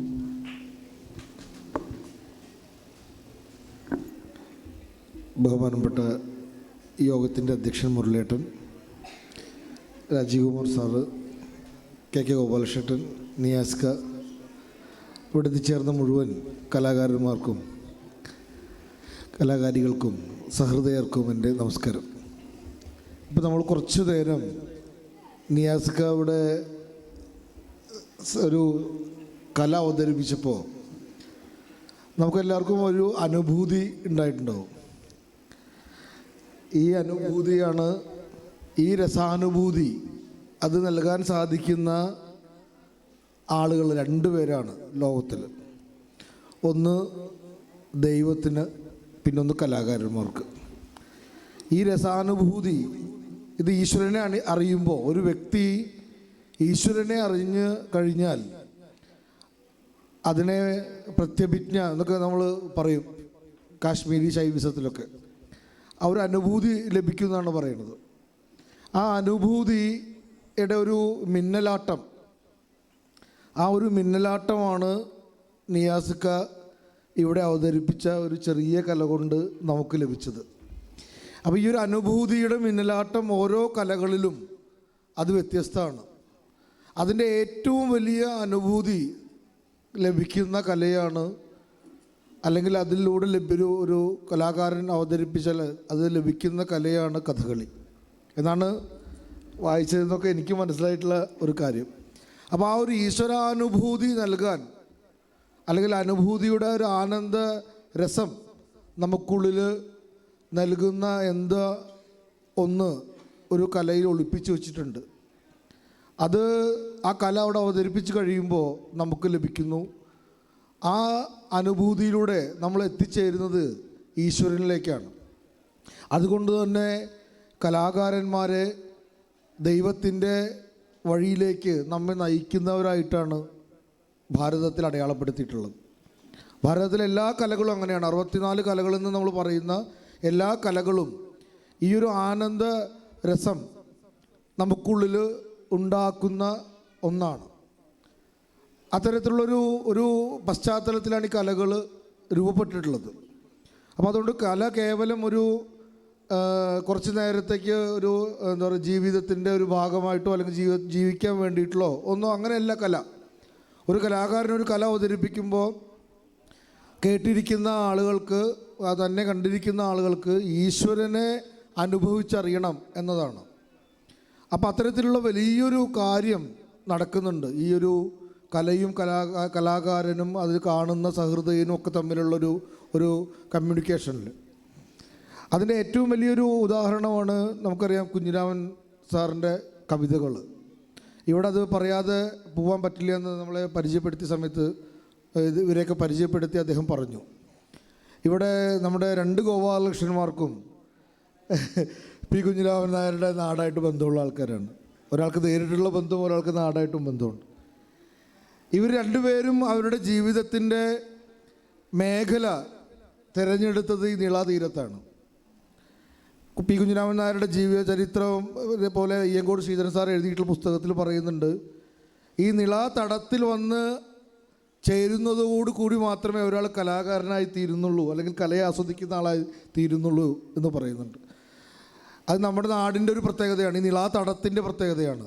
ഈ നിളാതടത്തിൻ്റെ തീരത്തിലൂടെ നടന്നു പോകുന്ന ഏതൊരു വ്യക്തിക്കും നേരത്തെ പറഞ്ഞ പ്രത്യഭിജ്ഞ അല്ലെങ്കിൽ ഈശ്വരാനുഭൂതി അല്ലെങ്കിൽ ആ രസാനുഭൂതിക്കുള്ള ഒരു ഭാഗ്യമുള്ള ആൾക്കാരാണ്. അപ്പോൾ അതിനുവേണ്ടി പ്രയത്നിക്കുന്നവരൊക്കെ ഇവിടെ വന്നു ചേരും. അങ്ങനെ വന്നു ചേർന്ന ആളാണ് പി കുഞ്ഞിരാമൻ നായർ സാറ്. അതുപോലെ തന്നെ വന്നു ചേർന്ന ആളാണ് നമ്മുടെ കഥകളി സ്കൂളിൻ്റെ എല്ലാമായിട്ടുള്ള ഗോപാലകൃഷ്ണൻ സാർ.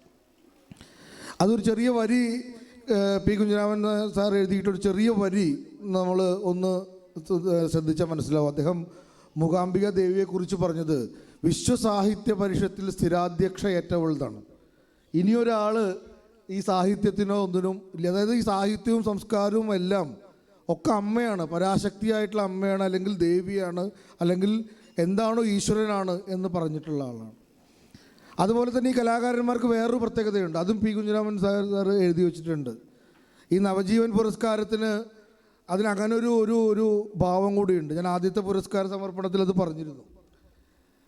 ഈ അദ്ദേഹം ഒരു വരി എഴുതിയിട്ടുണ്ട്. ഈ നമ്മുടെ ഈ ചൈനയുടെ ആക്രമണ സമയത്ത് അദ്ദേഹം എഴുതിയിട്ടുള്ള കവിതയിൽ അദ്ദേഹം ഒരു വരി എഴുതിയിട്ടുണ്ട്, തരിക്കില്ല മനം തെല്ലും പകയ്ക്കാ രണഭൂമിയിൽ നിന്ന്. അതുപോലെയാണ് നമ്മുടെ പി കുഞ്ഞിരാമൻ നായരുടെ നവജീവൻ്റെ പ്രത്യേകത. അദ്ദേഹം ഒന്നിനു മുന്നിലും പകച്ചിട്ടില്ല. അതുപോലെ തന്നെയാണ് അവാർഡ് ലഭിച്ച നമ്മുടെ ഇതുവരെ അവാർഡിൽ ഏറ്റവും വാങ്ങിയ ആളുകളും. അവരും ഒന്നിൻ്റെ മുന്നിലും പകയ്ക്കാത്തവരാണ്. ഈ കലയ്ക്ക് വേണ്ടി സ്വന്തം ജീവിതത്തിൻ്റെ കടുത്ത യാഥാർത്ഥ്യത്തിന് മുന്നിൽ പകയ്ക്കാതെ ആ രണഭൂമിയിൽ പിടിച്ചു നിന്ന് ഈ കലയ്ക്ക് വേണ്ടി എഴുതുകയും അതിനുവേണ്ടി വാദിക്കുകയും അതിനുവേണ്ടി തിരുത്തൽ ശക്തിയായി നിലനിൽക്കേണ്ടടുത്ത് തിരുത്തൽ ശക്തിയായി നിലനിൽക്കുകയും സഹൃദയനെ അറിയിക്കേണ്ട കാര്യങ്ങൾ സഹൃദയനെ അറിയിക്കുകയും ചെയ്ത ആളുകളാണ്. അപ്പോൾ അതുകൊണ്ട് ഇതെല്ലാം പി കുഞ്ഞിരാമൻ നായരുടെ വരികൾ ഇവിടെ ഓരോ കാര്യത്തിലും നമുക്ക് മാതൃകയാണ്. ഗോപാലകൃഷ്ണൻ്റെ അറിഞ്ഞോ അറിയാതെയോ ഗോപാലകൃഷ്ണൻ ഈ പുരസ്കാരത്തിനിട്ട പേരും ആ പുരസ്കാരം ലഭിച്ച ആളുകളും അത് ഏറ്റുവാങ്ങിയ ആളുകളും കൊടുത്ത ആളുകളൊക്കെ തന്നെ ഒരേപോലെയുള്ള ആളുകളാണ്. ഇത്തരത്തിൽ കലയ്ക്ക് വേണ്ടി കല തന്നെ ജീവിതം എന്ന് മാരാറ് പറഞ്ഞ പോലെ കല തന്നെ ജീവിതമായി കൊണ്ടുവരുന്ന ആൾക്കാർ മറ്റൊന്നുമില്ല. ഞാൻ കൂടുതൽ ദീർഘിപ്പിക്കുന്നില്ല. ഓരോ കലാകാരനും, വളർന്നു വരുന്ന ഓരോ കലാകാരൻ്റെയും മനസ്സിൽ, അല്ലെങ്കിൽ ഇപ്പോൾ പഠിച്ചുകൊണ്ടിരിക്കുന്ന കുട്ടികളുടെ നമുക്ക് മനസ്സിലുണ്ടാവേണ്ട ഒരു ഭാവം ആയിട്ട് എനിക്ക് തോന്നിയിട്ടുള്ളത്, ഈ ഒരു ഈശ്വരാനുഭൂതി നമ്മുടെ മുന്നിലുള്ള, നാം കല അവതരിപ്പിക്കുമ്പോൾ നമ്മുടെ മുന്നിലുള്ള ആളുകൾക്ക് നമ്മുടെ കല കൊണ്ട് ഒരു ഈശ്വരാനുഭൂതി ലഭിക്കണം. അത് തന്നെയാണ് നേരത്തെ രാജകുമാർ സാറ് പറഞ്ഞത്. അത് വെറുതെ ലഭിക്കില്ല, അതൊരു ഗുരു പരമ്പരയുടെ അനുഗ്രഹത്താൽ മാത്രം സംഭവിക്കുന്ന ഒന്നാണ്. ആ ഒരു ഗുരു പരമ്പരയുടെ അനുഗ്രഹത്താൽ മാത്രം സംഭവിക്കുന്ന ഒന്നാണ് ആ ഒരു അനുഭൂതി നമുക്കുള്ളിൽ സൃഷ്ടിക്കാൻ സാധിക്കുക എന്നുള്ളത്. അതുകൊണ്ട് മുഴുവൻ ഗുരു പരമ്പരയുടെയും, നമ്മുടെ ഭാരതീയമായ ഈ ഒരു സംസ്കാരത്തിൻ്റെ മുഴുവൻ ഗുരു പരമ്പരയുടെയും എല്ലാ അനുഗ്രഹങ്ങളും നമുക്ക് ഈ ഒരു പാതയിലൂടെ നമുക്ക് ലഭിക്കട്ടെ. നമുക്ക് ഇവിടെ വന്ന് ഇതെല്ലാം അതിൻ്റെ ഒരു ഭാഗമായിട്ട് നമ്മൾ കാണണം. എല്ലാം പൂർവ്വനിശ്ചിതമായ ഒരു യാദൃശ്ചികതയാണ്. ഇവിടെ ഞാനും നേരത്തെ പറഞ്ഞ പോലെ ഈ ഒരു വേദിയിൽ നിൽക്കാൻ യോഗ്യനായിട്ടുള്ള ഒരേ ഒരു ആളല്ല. എങ്ങനെയോ കഥകളി സ്കൂളുമായിട്ട് ബന്ധം വന്നു, കഥകളി മഹോത്സവത്തിൻ്റെ ഭാഗമായി അങ്ങനെ വന്ന ആളാണ്. അപ്പോൾ ഇതൊരു പൂർവ്വനിശ്ചിതമായ യാദൃശ്ചികതയാണ്. ദൈവം എന്നോ നിശ്ചയിച്ച് വിട്ടിട്ടുണ്ട് ഇന്ന് നമ്മളെല്ലാവരും ഇവിടെ ഒരുമിച്ച് കൂടണം എന്നുള്ളത്. അതുകൊണ്ട് ആ ഒരു പൂർവ്വനിശ്ചിതമായ യാദൃശ്ചികതയുടെ ഭാഗമായിട്ടാണ് നമ്മളെല്ലാവരും ഇവിടെ എത്തിച്ചേർന്നിട്ടുള്ളത്. നമുക്ക് എല്ലാവർക്കും ഒരു ഈശ്വരാനുഭൂതി ലഭിക്കാനും അത് മറ്റുള്ളവർക്ക് നൽകാനും സാധിക്കട്ടെ എന്ന് മാത്രം പറഞ്ഞുകൊണ്ട് നന്ദി, നമസ്കാരം. അടുത്തതായി ആശംസ അർപ്പിക്കുന്നതിന് വേണ്ടി പ്രശസ്ത സിനിമാ സംവിധായകൻ ടി.K. രാജീവ് കുമാർ അവരുടെ പ്രിയപത്നി ലത കുര്യൻ, ലത ചേച്ചിയെ വേദിയിലേക്ക് സ്നേഹപൂർവ്വം ക്ഷണിക്കുന്നു.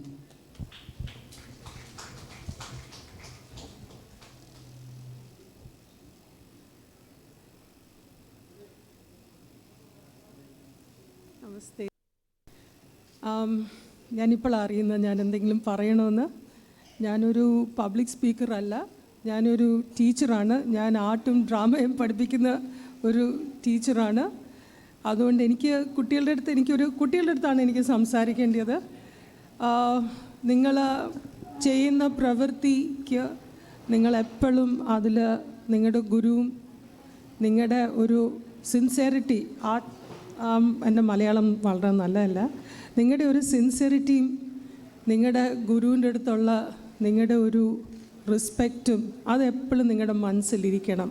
നിങ്ങൾ നിങ്ങളുടെ കലയിലാണെങ്കിലും നിങ്ങളുടെ പഠിത്തത്തിലായാലും എന്തിലായാലും അതിൽ നിങ്ങൾക്ക് എപ്പോഴും അതിൻ്റെ ഒരു ബ്ലെസ്സിങ്ങും അതിൻ്റെ ഒരു ഗുണം നിങ്ങളുടെ ജീവിതം നിറയും കാണും. എനിക്ക് അത് മാത്രം പറയാനുള്ളൂ. പിന്നെ ഇവിടെ ഇരിക്കുന്ന കുട്ടികളെ എല്ലാം കാണുന്നു, നിങ്ങളുടെ ഒരു ഇൻട്രസ്റ്റും നിങ്ങളുടെ ഒരു സന്തോഷവും കാണുമ്പോൾ എനിക്കും അത് പകർന്നു വരുന്നുണ്ട്. അതുകൊണ്ട് നിങ്ങളുടെ ജീവിതത്തിൽ അത് എല്ലാവരുടെ അടുത്തും പകർത്താൻ നോക്കണം. ഗോപാലകൃഷ്ണൻ എസ്പെഷ്യലി, പുള്ളിക്കാരൻ എൻ്റെ ഹസ്ബൻഡ് പറഞ്ഞ പോലെ സ്വയം ഒരു വലിയൊരു കലാകാരനാവായിരുന്നു. ബട്ട് പുള്ളിക്കാരൻ നേരെ തിരിച്ച് ഇത്രയും ആൾക്കാർക്ക്, ആയിരക്കണക്കിന് ആൾക്കാർക്ക് ഒരു ചാൻസും ഒരു ഓപ്പർച്യൂണിറ്റിയും കൊടുക്കാൻ പറ്റിയത് അത് തന്നെ ഒരു ബ്ലെസ്സിങ് ആണ്, ഒരു ദൈവാനുഗ്രഹമാണ്. അതുകൊണ്ട് അങ്ങനെ നിങ്ങളുടെ ലൈഫിലും നിങ്ങൾക്ക് എന്തെങ്കിലും നന്മ നിങ്ങൾക്ക് മാത്രമല്ല നിങ്ങളുടെ ചുറ്റുമുള്ള ആൾക്കാർക്ക് ചെയ്യാൻ പറ്റിയെങ്കിൽ അത് ലോകത്തിനും നിങ്ങൾക്കും എപ്പോഴും നന്മയായിരിക്കും. അത്രയും പറയാനുള്ളൂ. God bless. അടുത്തതായി ആശംസ അർപ്പിക്കാനെത്തുന്നത് നമ്മുടെ എല്ലാം പ്രിയപ്പെട്ട ഗുരുനാഥ കലാമണ്ഡലം സുജാത ടീച്ചറാണ്.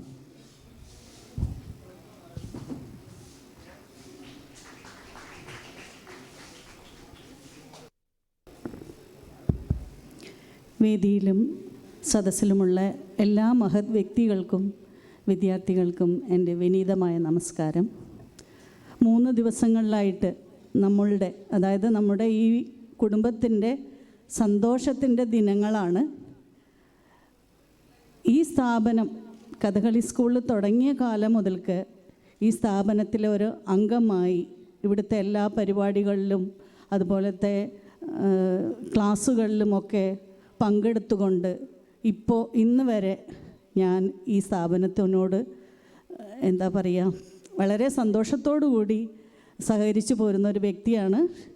പിന്നെ രാജീവ് സാറ് പറഞ്ഞതുപോലെ തന്നെ ഈ സ്ഥാപനത്തിൻ്റെ ഐശ്വര്യം അല്ലെങ്കിൽ ഈ സ്ഥാപനത്തിൻ്റെ വളർച്ച എന്ന് പറയുന്നത് ശ്രീ കലാമണ്ഡലം ഗോപാലകൃഷ്ണൻ്റെ നല്ലൊരു മനസ്സും അതുപോലെ ചിരിക്കുന്ന, ഞങ്ങളൊക്കെ പരിപാടിക്ക് പോകുമ്പോൾ നമുക്കൊക്കെ ഒരുപാട് ടെൻഷനൊക്കെ ഉണ്ടാവും ചിലപ്പോൾ.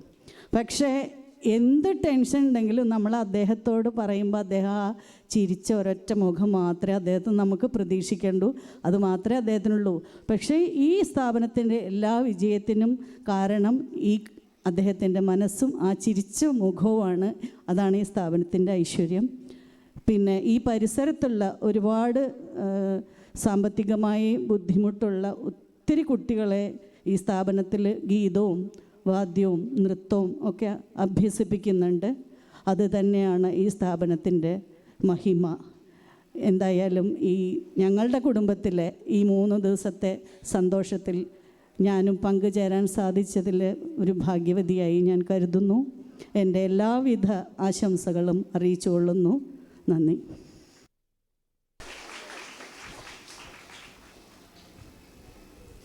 അടുത്തതായി ആശംസകൾ അർപ്പിക്കാനെത്തുന്നത് കലാമണ്ഡലം വിജയകുമാർ അവർകളാണ്.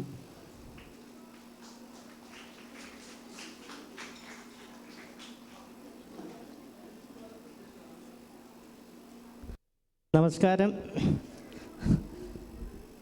ഞാനും നിങ്ങൾ പറഞ്ഞ പോലെ അധികം സംസാരിച്ച് ശീലമുള്ള ആളല്ല. പക്ഷേ മിസ്റ്റർ പങ്കജാക്ഷൻ എന്ന് പറഞ്ഞാൽ നിങ്ങളെല്ലാവർക്കും മനസ്സിലാവും. ഞാൻ നിങ്ങളോട് ഒരുപാട് സംസാരിക്കേണ്ട സമയമില്ല എന്ന് ഗോപാലകൃഷ്ണൻ പറയുന്നുണ്ട്. എന്നാൽ പോലും ഞാൻ ഒരു കാര്യം നിങ്ങളോട് പറയുകയാണ്. ഞാൻ കലാമണ്ഡലത്തിൽ നിന്ന് പോയിട്ട് ഏതാണ്ട് 40 കൊല്ലത്തിലധികമായി. ഞാനും ബാബയും ഇന്ന് ജീവിക്കുന്നത് ലണ്ടനിലാണ്. കഥകളിക്ക് വേണ്ടിയിട്ട് ഞങ്ങൾ കലാമണ്ഡലത്തിൽ പഠിക്കുന്ന കാലത്ത് ചെയ്ത ഒരു കാരണം ഞങ്ങൾ വിചാരിച്ചു ഞങ്ങൾ എന്ത് ചെയ്യും കലാമണ്ഡലത്തിലെ കോഴ്സ് കഴിഞ്ഞാൽ. ഈ ഒരു വിഷയം ഇന്നുള്ളതല്ല, വളരെ വളരെ കൊല്ലങ്ങൾക്ക് മുമ്പേ ഉള്ളതാണ്. പഠിച്ച് പുറത്തേക്ക് ഇറങ്ങുന്നവർക്ക് ജീവിക്കുക എന്നുള്ളൊരു മാർഗ്ഗമില്ല. ഇതാണിന്ന് പലരും ഇവിടെ സംസാരിച്ച വിഷയം. ഇത് സത്യമാണ്. പുറത്തേക്ക് ഇറങ്ങി പഠിച്ചാൽ മാത്രം പോരാ, പഠിച്ചാൽ എന്ത് ചെയ്യും? പക്ഷേ അതിൽ നമുക്കും ചില ഭാഗങ്ങളുണ്ട്. UK അല്ലെങ്കിൽ ഗ്രേറ്റ് ബ്രിട്ടനിൽ അംഗീകരിക്കപ്പെട്ടുള്ള 4 ഭാഷയുണ്ട്. ഒന്ന് ഇംഗ്ലീഷ്, സ്കോട്ട്ലൻഡിലെ ഗാലിക് എന്നൊരു ഭാഷയുണ്ട്, വെയിൽസിലെ വെയിൽ ഭാഷയുണ്ട്. പിന്നെയുള്ള ഭാഷ എന്ന് പറയുന്നത് ഇന്ന് നമ്മൾ ടെലിവിഷനിലൊക്കെ കാണുന്ന ഒരു ആംഗ്യ ഭാഷയുണ്ട്. ആ ഭാഷയെ 4ാമത്തെ ഭാഷയായിട്ട് അവിടെ പഠിപ്പിക്കുന്നുണ്ട്. ആ ഭാഷയ്ക്ക് 400 കൊല്ലത്തെ പഴക്കമില്ല. നമ്മുടെ മുദ്രയ്ക്ക് 4000 കൊല്ലത്തെ പഴക്കമുണ്ട്. ഏതൊരു സ്റ്റാച്യു എടുത്ത് നോക്കിയോ ആ സ്റ്റാച്യുവിലൊക്കെ മുദ്രയുണ്ട്, ഇല്ലേ? നമ്മൾ ഭരതനാട്യം പഠിക്കുന്നവർക്ക് മുദ്രയുണ്ട്, മോഹിനിയാട്ടം പഠിക്കുന്നവർക്ക് മുദ്രയുണ്ട്, കഥകളി പഠിക്കുന്നവർക്കും കുട്ടിയാട്ടം പഠിക്കുന്നവർക്കും ഓട്ടംതുള്ളൽ പഠിക്കുന്നവർക്കും മുദ്രയുണ്ട്. ഏതെടുത്താലും. അപ്പോൾ ഇന്ത്യയിലെ ഒരറ്റം മുതൽ മറ്റേ അറ്റം വരെ ഉള്ള ഒരു പ്രഗത്ഭരായ കുറേ കലാകാരന്മാർ അല്ലെങ്കിൽ ആംഗ്യഭാഷ അറിയാവുന്നവരിവിടെയുണ്ട്. പക്ഷേ അതിനെ ഒരു പ്രാക്ടിക്കൽ ഭാഷയായിട്ട് നമ്മൾ വളർത്തിയെടുത്തിട്ടുണ്ടോ? അങ്ങനെ എടുത്താൽ ഇവർക്കൊക്കെ ജോലി കിട്ടില്ലേ? ഈ ഐഡിയ ഞാൻ വളരെ കാലം മുമ്പ് തന്നെ ഞാൻ പറഞ്ഞുകൊണ്ടിരിക്കുന്ന ഒരു കാര്യമാണ്. അത് ഞാൻ ഗോപാലകൃഷ്ണനോട് പറയുകയാണ്, എന്തെങ്കിലും ചെയ്യാൻ പറ്റുമെങ്കിൽ ചെയ്യൂ. കഥകളി മുദ്രയെ അടിസ്ഥാനപ്പെടുത്തിക്കൊണ്ട് ഏതാണ്ട് 8000-ലധികം മുദ്രകൾ ഞാൻ ഉണ്ടാക്കി വെച്ചിട്ടുണ്ട്. ഈ മുദ്രകൾ നിങ്ങൾക്ക് ഈസി ആയിട്ട് 1 മാസത്തെ കോഴ്സ് നിങ്ങൾക്ക് പഠിക്കാൻ പറ്റും. ഇത് പഠിച്ചാൽ നിങ്ങൾ കേരളത്തിലെ അല്ലെ ഇന്ത്യയിലെ ഡെഫോ ആയിട്ടുള്ള അവരുടെ ഭാഷയാക്കി മാറ്റാൻ പറ്റും. അങ്ങനെ ഭാഷയാക്കി മാറ്റിയാൽ ഈ പഠിച്ചിറങ്ങുന്നവർക്കൊക്കെ ജോലിയാവും. പക്ഷേ അതിനൊരു കോർഡിനേഷൻ വേണം. ആ കോർഡിനേഷനാണ് ഇപ്പോൾ ഇവിടെ ഇല്ലാത്തത്. നാഥനില്ല.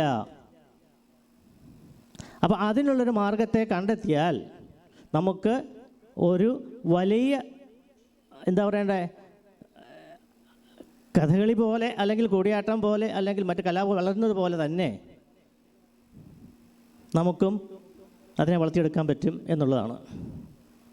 ഞാൻ ഈ അഭിപ്രായം നിങ്ങളോട് അവതരിപ്പിച്ച് മാത്രം കുറേ കാര്യങ്ങൾ പറയാമെന്ന് ഞാൻ വിചാരിച്ചാണ്. എനിക്ക് സമയമില്ലാത്തതുകൊണ്ട് ഞാൻ പറയുന്നില്ല. ഏതെങ്കിലും ഒരു അവസരത്തിൽ ഞാൻ പറയാം.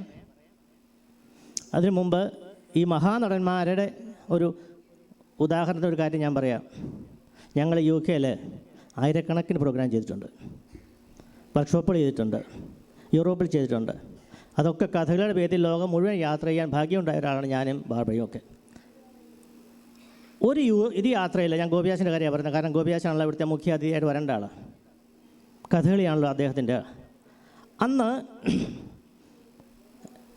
എൽസ്മിയർ കോളേജ് എന്ന് പറയുന്ന ഒരു സ്ഥലത്ത് കഥകളി ഉണ്ടായി. ഈ കഥകളി കാണാൻ വേണ്ടിയിട്ട് ആ കോളേജിൽ ഞാൻ ചെല്ലുമ്പോൾ അവിടെ ഒരു പെൺകുട്ടി 10-20 വയസ്സുണ്ടാവും. ആ കുട്ടി ഞങ്ങളുടെ ഒപ്പമുണ്ട്. ആ കുട്ടി കഥകളിയെ ചുണ്ടപ്പൂ എന്താണെന്ന് പോലും മനസ്സിലാക്കി വെച്ചിട്ടുണ്ട്. കഥകളി ബാർബ ചുട്ടി ചെയ്യുമ്പോൾ ചുട്ടിയുടെ കാര്യങ്ങളെക്കുറിച്ച് ചോദിക്കുന്നുണ്ട്, അതിനകത്ത് എങ്ങനെയാണ് എന്താണെന്നൊക്കെ ചോദിക്കുന്നുണ്ട്. കളി തുടങ്ങാറായപ്പോൾ ആ കുട്ടിയുടെ അച്ഛനും അമ്മയൊക്കെ വന്നു. ആ കളി കണ്ടു കഴിഞ്ഞപ്പോൾ ആ കുട്ടി പൊട്ടി അങ്ങോട്ട് കരഞ്ഞു. എന്നിട്ട് സ്റ്റേജിലേക്ക് വന്നിട്ട് എല്ലാവരും കെട്ടിപ്പിടിക്കുകയാണ് ആ സന്തോഷം കൊണ്ട്. അത്ര ഗംഭീരമായ കളി. ആ കളിയെക്കുറിച്ച് പിന്നീട് പറഞ്ഞ ഒരു ഉദാഹരണം കൂടി പറഞ്ഞിട്ട് ഞാൻ അവസാനിപ്പിക്കാം. ഞങ്ങൾ ഒരിക്കലൊരു മീറ്റിങ്ങിൽ ഇങ്ങനെ പോകുമ്പോൾ അവിടെ ലോകത്തിലുള്ള സകല ആർട്ടിസ്റ്റുകളും വന്നിട്ടുണ്ട്. കഥകളിയുണ്ട്, അത് ഞാനും ബാർബയാണ് അതിനെ റെപ്രസെൻ്റ് ചെയ്യുന്നത്. നോർത്ത് ഇന്ത്യയിൽ നിന്നുണ്ട്, സൗത്ത് ഇന്ത്യയിൽ നിന്നുണ്ട്, ചൈനയിൽ നിന്നുണ്ട്. അപ്പോൾ ഞങ്ങൾ കഥകളി എന്നുള്ള ബോർഡ് കണ്ടപ്പോൾ, ഞങ്ങളുടെ നെയിം പ്ലേറ്റ് കണ്ടപ്പോൾ ഞങ്ങൾ ചോദിച്ചു നിങ്ങളാരാ? അപ്പോൾ ഞാൻ പറഞ്ഞു ഞങ്ങൾ ആ കഥകളിയുടെ റെപ്രസെൻ്റാണ്. അപ്പോൾ ഞങ്ങൾ ചോദിച്ചു നിങ്ങൾ ആണോ ഈ എൽസ്മിയർ കോളേജിൽ പ്രോഗ്രാം ചെയ്തത്? പറയും അതെ. അയ്യോ, അന്ന് പച്ച വേഷം കെട്ടിയ ഒരാൾ അതാരാ എന്ന് ചോദിച്ചു. ഞങ്ങൾ പറഞ്ഞു അത് മഹാനടനാണ്, അദ്ദേഹം കലാമണ്ഡലം ഗോപിശ്രീ ആണ് എന്ന് പറഞ്ഞു. അപ്പോൾ അവർ പറയുകയാണ് അന്നൊരു 400-500 പേരുണ്ട് ആ ഓഡിയൻസിനിടയ്ക്ക്. അവിടെ ഇരിക്കുന്ന ആൾക്ക് തോന്നും ഈ കളിക്കുന്നത് അദ്ദേഹത്തിന് വേണ്ടിയാണെന്ന്. ഇവിടെ ഇരിക്കുന്ന ആൾക്ക് തോന്നും കളിക്കുന്നത് ഇവിടെ ഇരിക്കുന്ന ആൾക്ക് വേണ്ടിയാണ്. അങ്ങനെ അവിടെ ഇരുന്ന ആളുകൾക്ക് മുഴുവനും തോന്നി ഗോപിയാശൻ്റെ സ്റ്റേജിലെ ആ പ്രകടനം ഓരോരുത്തർക്കും വേണ്ടി കളിക്കുകയാണെന്ന്. ഇങ്ങനെ സാധിക്കുന്ന ഒരേ ഒരു നടൻ നമുക്ക് ഗോപിയാശ മാത്രമേ ഉള്ളൂ. ആശാനെ സ്മരിച്ചുകൊണ്ട് ഞാൻ അവസാനിപ്പിക്കുന്നു. Thank you.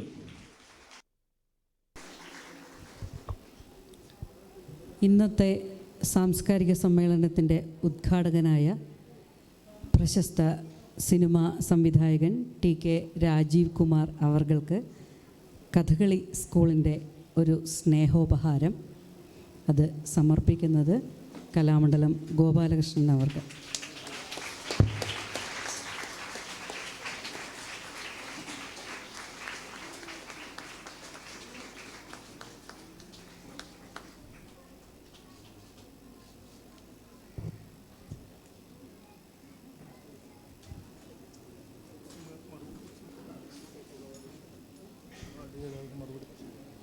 മറുപടി പ്രസംഗത്തിനായി KK ഗോപാലകൃഷ്ണൻ അവർകളെ വേദിയിലേക്ക് ക്ഷണിക്കുന്നു.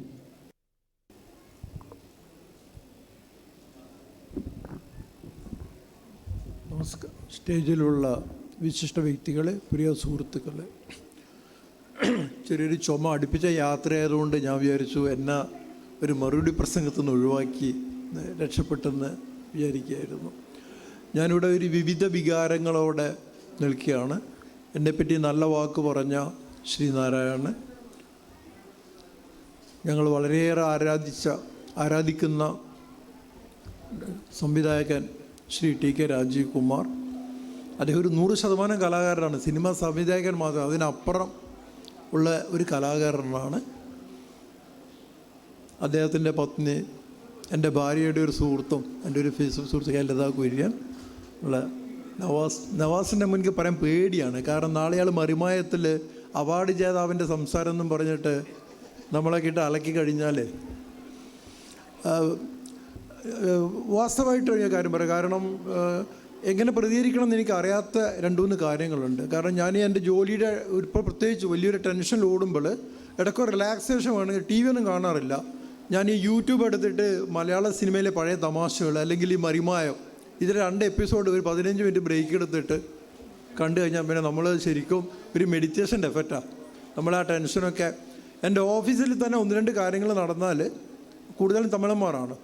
ഞാൻ അവർക്ക് ഈ മറിമായത്തിലെ ഒരു സിമിലർ സംഭവം ഒന്ന് കാണിച്ചു കൊടുക്കും. ഞാൻ പറഞ്ഞു പബ്ലിക്കിൻ്റെ ഒരു സൈഡ് നമുക്ക് കാണണമെങ്കിൽ ഏറ്റവും നല്ല ഒരു എക്സാമ്പിൾ വിഷ്വൽ ആർട്ടാണ്. ഒരു വിഷ്വലി കാണുന്നത് കണ്ടു കഴിഞ്ഞാൽ നമുക്ക് അതിനെക്കാട്ടും വലിയ പാഠങ്ങളൊന്നുമില്ല. ഞാനൊരു നീണ്ട പ്രസംഗത്തിന് മുതിരുന്നില്ല ഈ വൈകിയ വേളയിൽ. ഏതായാലും ഞാൻ സ്വീകരിച്ച ആദ്യത്തെ അവാർഡാണ്. ഞാൻ സ്വീകരിച്ചെന്ന് പറയാൻ കാരണം ഞാൻ നിഷേധിച്ച അല്ലെങ്കിൽ സ്നേഹപൂർവ്വം നിരസിച്ച അവാർഡാണ് കൂടുതലും.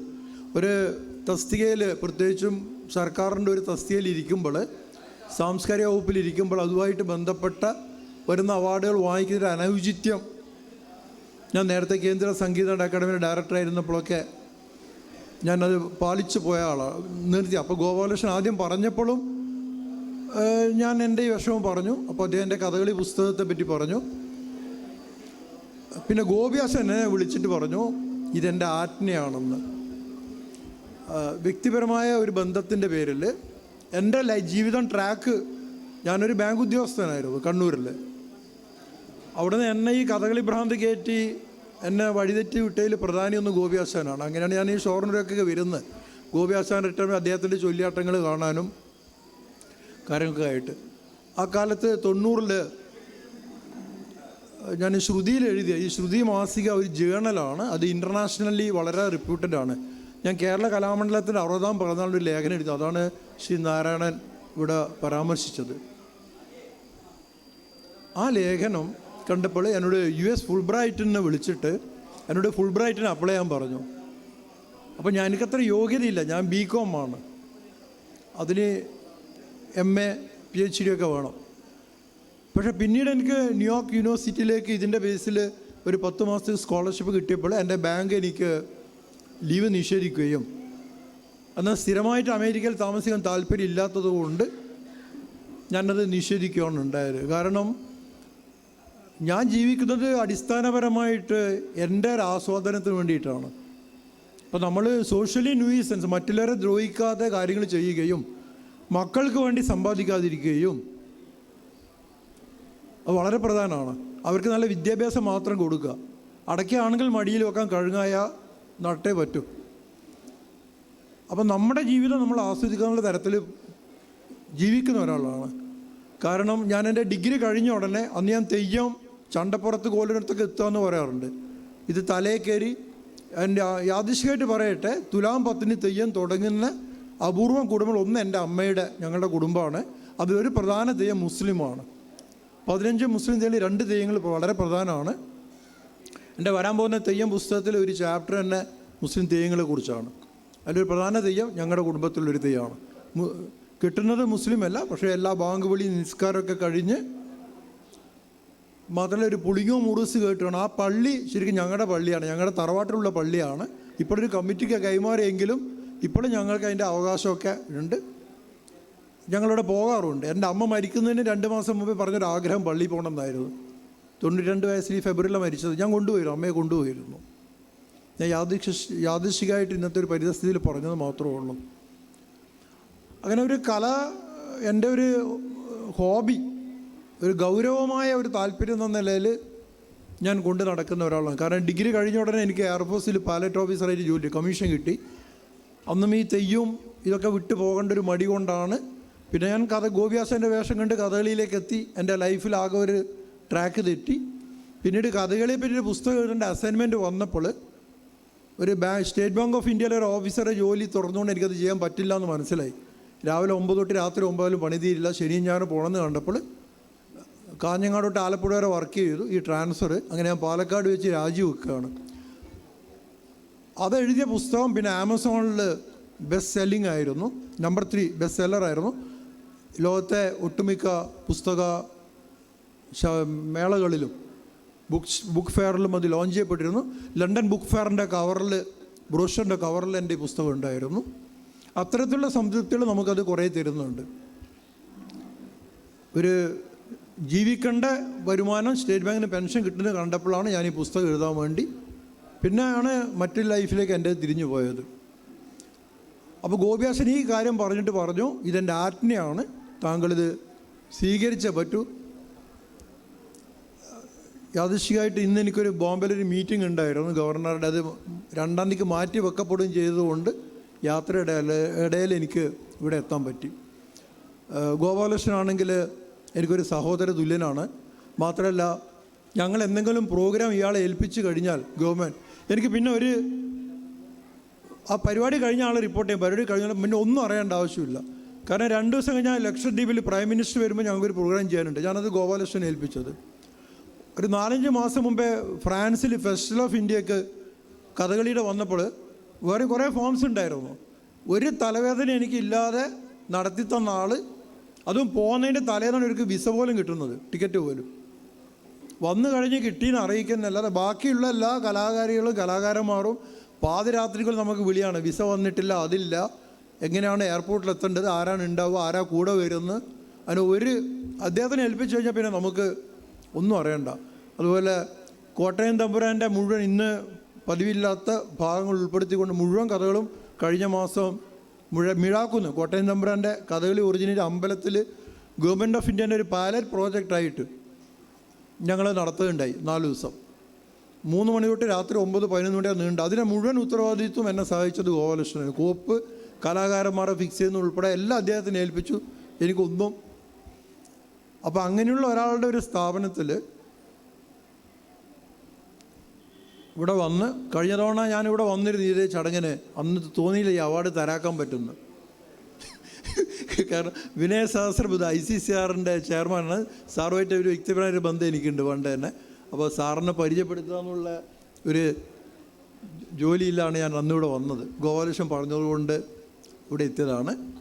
പിന്നെ P. കുഞ്ഞിരാമൻ നായരുമായിട്ടുള്ള ബന്ധത്തിൻ്റെ പേര് പറയുമ്പോൾ എൻ്റെയും ഒരു അകന്ന ബന്ധുവാണ് കണ്ണൂർ. മാത്രമല്ല എൻ്റെ കുടുംബത്തിൽ ആദ്യത്തെ ഒരു ബാരിസ്റ്റർ MK നമ്പ്യാർ, അദ്ദേഹമാണ് സ്വതന്ത്ര ഇന്ത്യയിൽ ആദ്യത്തെ ഹേബിയസ് കോർപ്പസ് പെറ്റീഷൻ കൊടുക്കുകയും AKGക്ക് വേണ്ടിയിട്ട്. അന്ന് തോറ്റെങ്കിലും പിൽക്കാല വിധികളിലൊക്കെ പാർലമെൻറ്റ്, ഗവൺമെൻറ്, ഭരണഘടന പാർലമെൻറ്റിൽ കൂടി ഭേദഗതി ചെയ്യണമെങ്കിൽ ഏത് പൂർണ്ണ അധികാരമില്ല, സബ്ജക്റ്റ് ടു സർട്ടൻ കണ്ടീഷൻസ് എന്നും ഒരു പൗരനെ തടങ്കലിടാൻ പരമാവധി 3 മാസത്തിൽ കൂടുതൽ പാടില്ല എന്നുള്ള വാഗ്വാദങ്ങൾ ഇന്ത്യയിൽ അർപ്പിച്ചൊരു മനുഷ്യനാണ്. അദ്ദേഹം ബാരിസ്റ്റർ പഠിക്കാൻ ലണ്ടനിലേക്ക് പോകുന്നത് കുഞ്ഞിരാമൻ നായരുടെ അച്ഛൻ പുറങ്കര കുഞ്ഞമ്പുത്തശ്ശൻ എന്നാണ് പറയാറ്, അദ്ദേഹത്തിൻ്റെ നിർബന്ധം കൊണ്ടായിരുന്നു. അദ്ദേഹം ഞങ്ങളുടെ ഒരു വലിയച്ഛൻ്റെ ഒരു കുടുംബത്തിലെ ലീഗൽ അഡ്വൈസറായിരുന്നു പാണ്ഡിത്യത്തിന് പുറമെ. അപ്പോൾ ഇദ്ദേഹം ലോ മംഗളാപുരത്ത് പാസ്സായി വന്ന ഉടനെ പറഞ്ഞു, അപ്പോൾ ഞങ്ങളുടെ ഒരു കുടുംബത്തിലെ എൻ്റെ മുത്തച്ഛൻ്റെ ഫാമിലി വരുന്ന ഒരു കേസ് ലണ്ടൻ പ്രിവി കൗൺസിൽ നടക്കുകയായിരുന്നു. അപ്പോൾ കേസ് നടത്താൻ വേണ്ടി കൃഷ്ണൻ അയക്കെന്ന് പറഞ്ഞിട്ടാണ് ഈ MK Nambiar, barrister MK Nambiar. അദ്ദേഹത്തിൻ്റെ മകനാണ് ഒരു അറ്റോർണി ജനറലായിരുന്ന KK വേണുഗോപാൽ. അടുത്ത കാലം വരെ ഉണ്ടായിരുന്നു ഗവൺമെൻറ് ഓഫ് ഇന്ത്യയുടെ അറ്റോർണി ജനറൽ. അപ്പോൾ വളരെ അടുത്ത കാലത്ത് ഡൽഹിയിൽ ചെന്നപ്പോൾ വേണുട്ടനെ കാണാറുണ്ട്. എനിക്കൊന്നും കഴിച്ചല്ല. എന്നോട് ചോദിച്ചു, വേട്ടക്കൊരു മകൻ തെയ്യത്തിൻ്റെ പ്രത്യേകത എന്താ ചോദിച്ചു. വയനാട്ടുകുല. അപ്പോൾ ഞാൻ ചോദിച്ചു ഇതെന്താ പ്രശ്നം എന്താ വെച്ചാൽ എനിക്കൊന്ന് അറിയണമെന്ന് പറഞ്ഞു. അപ്പോൾ ഞാൻ പറഞ്ഞത് കേസ് ജയിക്കാൻ വേണ്ടിയിട്ട് വക്കീലന്മാരെ നടത്തുന്ന പ്രാർത്ഥന തെയ്യാൻ കൂടിയാണെന്ന് പറഞ്ഞു. അദ്ദേഹം ഭയങ്കര സന്തോഷമായി.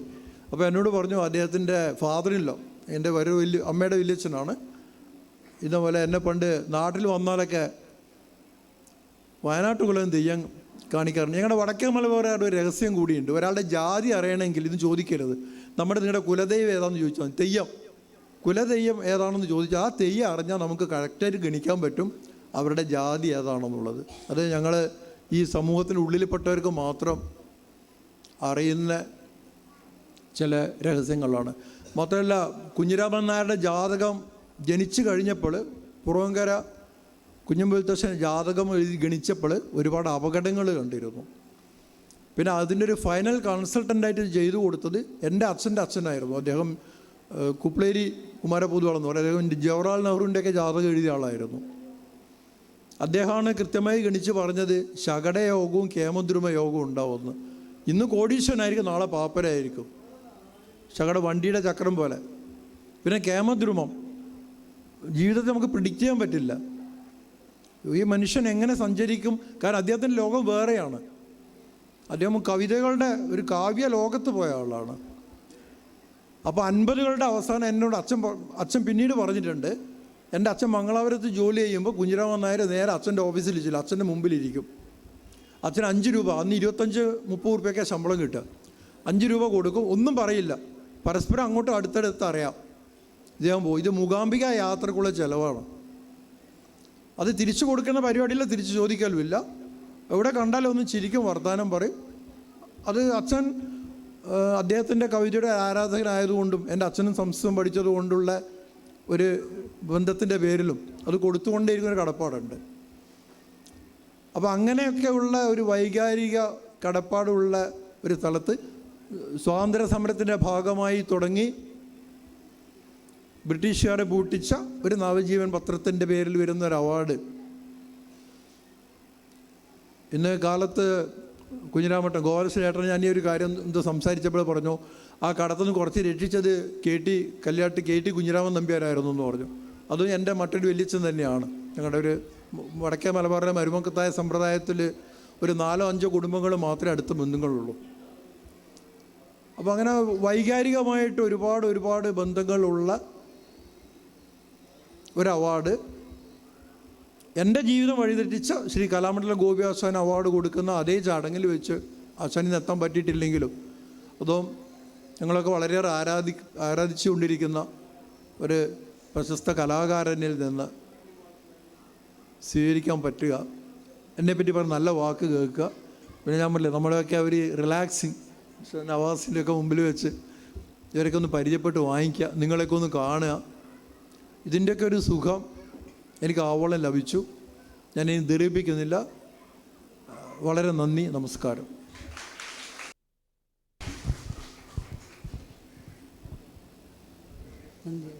ഈ ചടങ്ങിൽ നന്ദി പ്രകാശിപ്പിക്കുന്നതിന് വേണ്ടി Kathakali school manager KP Ravindranath അവർകളെ വേദിയിലേക്ക് ക്ഷണിക്കുന്നു.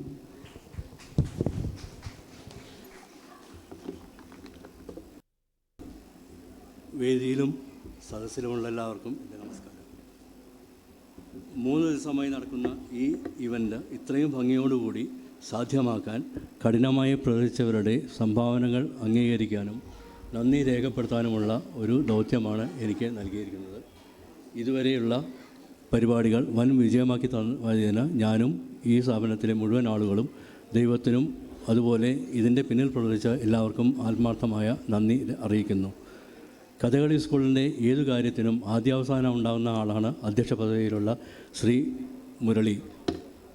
മകളുടെ കല്യാണത്തിരക്കിനിടയിലും ഇവിടെ വന്ന എല്ലാ കാര്യങ്ങളും നടത്തി തരികയും ചെയ്ത അദ്ദേഹത്തിന് ഞങ്ങളുടെ അകമഴിഞ്ഞ നന്ദി അറിയിക്കുന്നു.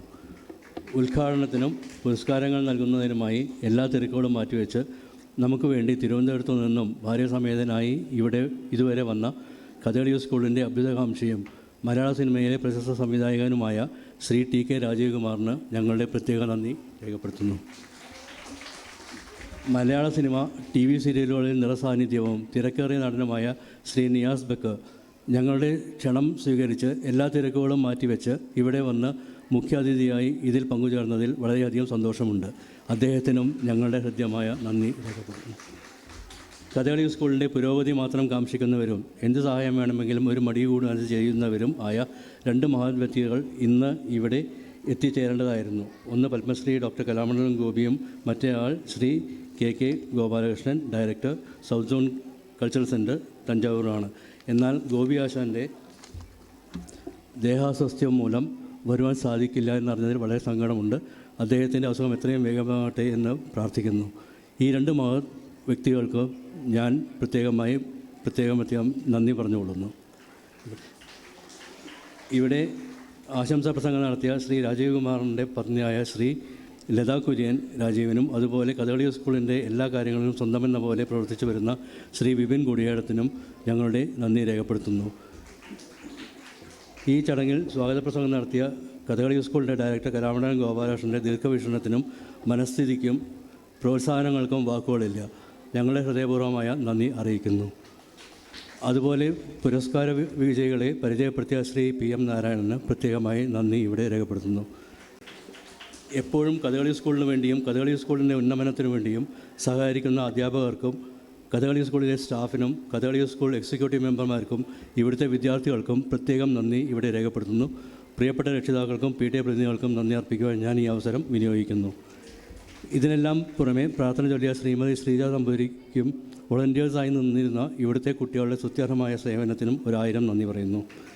അക്കൗണ്ട് സെക്ഷൻ കൈകാര്യം ചെയ്യുന്ന miss Radhika, video photographer Shri Shaji Mullurkaran, photographer Shri Praveesh, പിന്നെ വെളിച്ചത്തിനും മതലിനും വീരമണി ഇവൻറ്റ്സ് എന്നിവർക്കും ഭക്ഷണത്തിന് ശ്രീ രാജനും ശ്രീമതി മീനയ്ക്കും ഹോട്ടൽ കാളീശ്വരിക്ക് ഞങ്ങളുടെ ആത്മാർത്ഥമായ നന്ദി അറിയിക്കുന്നു. അവസാനമായി ഞങ്ങളുടെ ഇത്ര ദിവസത്തെ പരിപാടികളെല്ലാം കാണുവാനും ഞങ്ങളോട് സഹകരിച്ച് ഇതിനെ ഒരു വൻ വിജയമാക്കി തന്ന എല്ലാ പ്രേക്ഷകരോടും നല്ലവരായ നാട്ടുകാരോടും സുഹൃത്തുക്കളോടും ഞങ്ങളുടെ ഹൃദ്യമായ നന്ദി രേഖപ്പെടുത്തുന്നു. ഈ പ്രോഗ്രാം ഇത്ര ഭംഗിയായി നടത്തുവാൻ സഹായിച്ച എല്ലാവരോടും, പ്രത്യേകിച്ച് എല്ലാ ദിവസവും ഇവിടെ നടന്നു വന്ന എല്ലാ പ്രോഗ്രാമുകളുടെയും കലാകാരന്മാരുടെയും കഥകളി സ്കൂളിൻ്റെ പേരിൽ വളരെയധികം നന്ദി രേഖപ്പെടുത്തുന്നു. അതുകൂടാതെ വിട്ടുപോയ ഒരു സംഗതിയുണ്ട്.